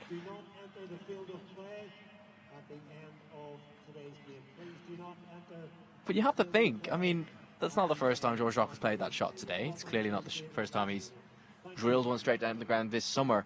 You do wonder, why do teams persist on going to their Yorker plans to him? Because it's one of those where, even if you miss well and it's still pretty full, he's more than good enough to hit it dead straight. And even if you don't time it necessarily well, you can still get your boundary option if you hit it that straight. Surprised more teams don't try and bowl into the pitch with pace off to him. The thing with George is he's just a very versatile cricketer these days, that we see when sometimes you can drag your length back, you think that's the way to go against him. He suddenly can start pulling the ball well in front of square. I suppose he's just got plenty of good options. I think he's really grown as a batter in recent months, mostly, but even in the last year or so. Well, it's very interesting you say that. One of the New Zealand ODIs earlier this summer, I think he's just from ball 1, they just decided to stick it up his nose and see what he could do with it. I think they had done their homework. They knew you don't bowl it in his half if you don't want to go over the side screen. We did ask George after the game about that, and he said, yeah, you could understand why. If he was doing his own analysis, he would say that. But it was interesting, I was talking to Graham Ford about this, and he said when he was coaching Ireland and he first saw George, the pull shot was actually his best shot before he had converted to this finisher who smacks everything down the ground. And as Delaney plays that one off the back foot down the ground. So I think you're right. He's versatile. He can certainly play the short ball naturally very well. He's just got a lot of good options, and when you can hit the ball over people's heads straight the way he can, like it's not something that many people can do, with a straight blade to just power balls over the side screen. We've had plenty of that this year, both for Ireland and at interprovincial level for Leinster. So he's a man in serious touch at the moment, Dockerow. There, case in point of us, they go into the pitch on that occasion and absolutely slaps it out to deep mid-wicket for 1. Well, again, you can see the strength of the ability to pull the ball by how far in front of square he's hit that.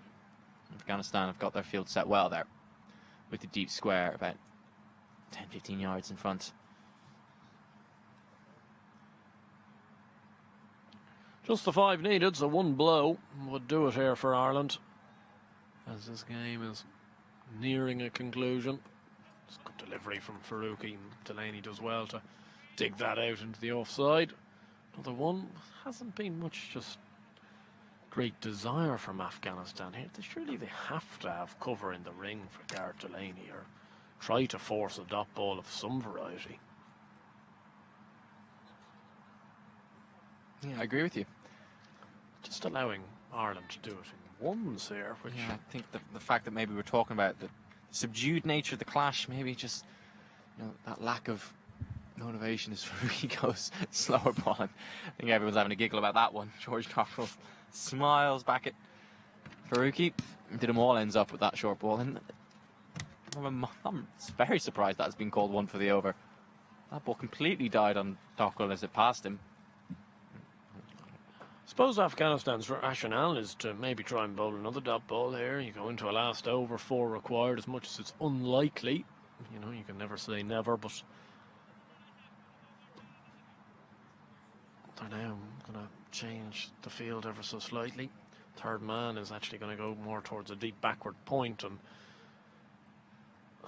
backward point is going to go into short third man. So just a little change. Square leg comes into the ring, long off goes back. Well, that tells you that he's looking for his wide Yorker, but we've already spoken about if you miss with that delivery to Dockrell and bowling his slot, this could disappear. He's powered it down the ground. He's powered it all the way. So George Dockrell has brought his side over the line for the second game in a row. They went up in the arc. They tried to get Dockrell, and Afghanistan aren't learning quick enough. George Dockrell brings them over the line. 25 not out. Ireland win by 5 wickets. They're 2-0 up in this ITW T20 International Series. Well, we said if they miss the Yorker, he's going to disappear. George Dockrell didn't get anywhere near the middle of the bat there, but low full toss, and he's just chipped that over mid-on for 6. Sign of the power, sign of his form. Another not out for him at the end of a game. He's once again seen Ireland home. Ireland's finisher is in fantastic form. Got 2-0 up in a 5-match series. Fantastic position for this Irish side. It's amazing what a couple of wins do for the mood around the ground. It's significantly different from other days this summer, but nonetheless, fantastic effort from Ireland. Perhaps didn't have the one dominant display or two dominant displays that we saw, you know, 2 half centuries in the last game. More of a shared effort with the bat today and with the ball. The wickets were shared around, but Ireland will certainly take it. A lot of players finding form at a good time. Yeah, certainly, and absolutely crucial victory for Ireland to get up to now being 2-0 ahead and in a very good position in this series, and beating Afghanistan, who in truth just didn't quite look at their best today. They're not quite firing on all cylinders, as we see on our screens there. The pleasantries between the two teams. Oh, you know, you're right. Afghanistan have... I was definitely of the opinion that they hadn't gotten off the plane yet on Tuesday. Today was even worse from their point of view. So at the risk of putting too much of a dampener on things from an Irish point of view, these are 2 games that Ireland should have definitely won, given the performance put in by the opposition. But you have to perform in front of the opposition you're given, and Ireland have done that very clinically today. Well, earlier on this afternoon, Afghanistan did win the toss. They elected to bat first on the same pitch as we saw 169 get chased down on Tuesday. They only made 122 for 8, which in truth always seemed shy of the mark. Hazratullah Shahidi with 36, the top scorer. Ibrahim Zadran with 17, and only 2 other players making it into double figures in Omar Zai and Naveen ul Haq at the end. And the partnerships told the story of that. 30 between Shahidi and Omar Zai. And the next biggest partnership was only 21. Well, as we look at the Ireland bowling figures from earlier on today, like we mentioned earlier, a lot of wickets shared around. Josh Little, Mark Adair, Curtis Camphor and Gareth Delaney all taking 2 for. Gareth Delaney's really on a serious run of form with his leg spinners, and he's changed the dimensions of Ireland's attack with that. Curtis Camphor as well didn't bowl on Tuesday, and he's back into the attack with 2 for 13. Brilliant economy there of under 4.5 and over. Yeah, fantastic bowling effort from this Irish team to restrict at that stage to 122. And having a look there at the batting scorecard, Annie Balbirnie continuing in good touch, and a return to good form for him. 46 from 36 Orkin Tucker looked good for his 27, and George Dockrell 25 not out for himself. A very good effort to close out the winning of that game. Partnership 65 between Balbirnie and Tucker, and it just took one partnership. I think everyone knew probably going into this game today that it would have taken one big partnership for Ireland to go and win the game, and that came from those two. Yeah, Afghanistan were pretty poor, I think it has to be said. Ireland once again played Rashid very well, just none for 27 of his 4 overs. I'm pretty sure that's exactly the same figures he got on Tuesday. But Mohamed Nabi did get those 2 wickets in an over. It just made things interesting with Tector and Tucker departing in quick succession, but ultimately pressure was relieved by some poor bowling, missing their Yorkers to Dockrell, and some poor efforts in the field as well.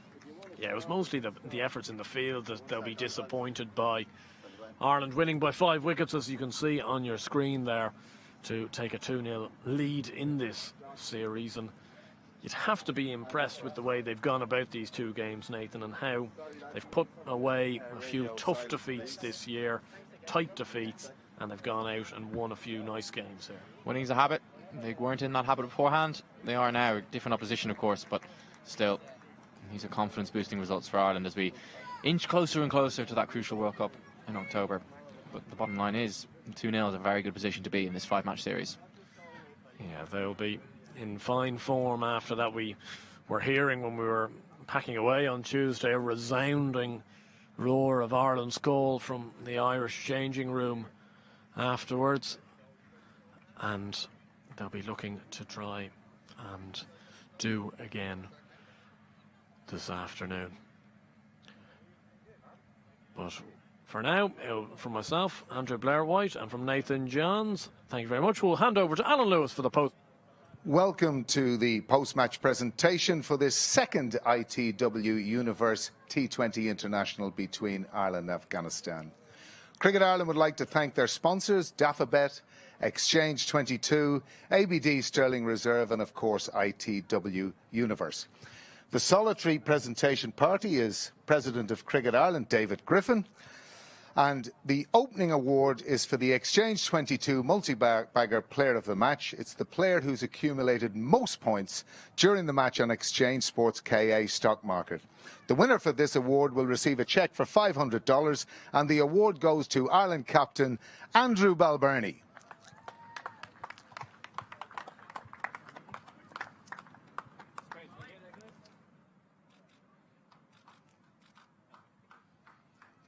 Andrew, we'll just talk about the batting first. We could call this the multi-bagger award for you.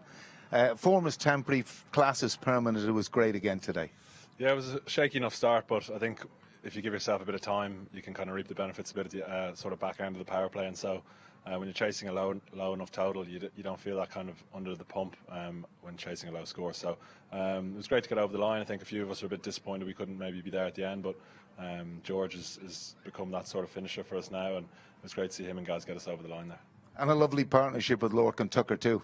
Yeah, he's playing really nicely. I haven't spent too much time batting with him at Pembroke this year, so it's nice to get some time with him out there today. And he's in great form, and he's really taken to that number 3 spot really well, coming out and playing with intent. And I thought his innings was probably the best innings of the game the other day. But look, he's in great form, and long may that continue. Well done on the award, Andrew. Thank you very much. I'll speak to you later as the winning captain. The player of the match, the ITW Universe player of the match, who will receive again a cheque for $500 from David Griffin, President of Cricket Ireland, is Josh Little.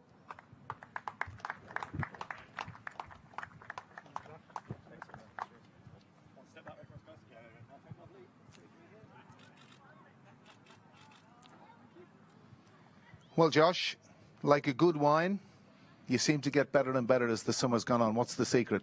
I think I've just found a nice little bit of rhythm, so I'm just sort of trying to go with it and keep it as simple as possible and hopefully swing a couple back along the way.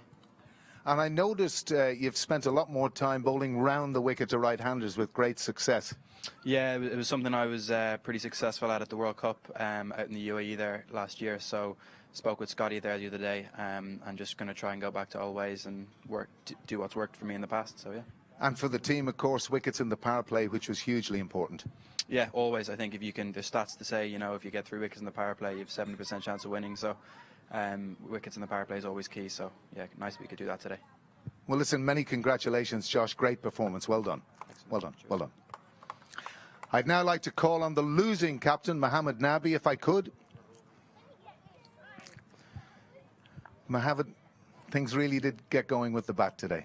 Bismillah Rahman Rahim. I think we didn't read proper the pitch. It's looked like dry, but it's when they're starting, it's the ball seaming a lot and until end. I think it's on that pitch we already shot 30 runs on that on the board. That's why we didn't mistake. Yeah. And loss of early wickets, of course, in the power play, really crucial. Yeah, that's why we didn't build a partnership. 30 to 40 runs partnership, but back to back we throw wickets. With a new batsman, it will be tough to bat on that. And there was trouble up front for Ireland. Really, Faruqi and Naveen really bowled well in that early passage. Yeah, that's why the pitch is a bit seaming. That's why we're starting with the fast bowler. That's why they both bowl brilliantly in the first power play. And I got a text from John Mooney. One of the areas that he was telling me he's been sadly about the fielding today really let you down. Yeah, we missed a few balls in the fielding as well. John Mooney, we work hard with this guy as well, and hopefully we were good in the next matches with the fielding. Well, of course, there's 3 matches remaining, Mohammed, so you'll be looking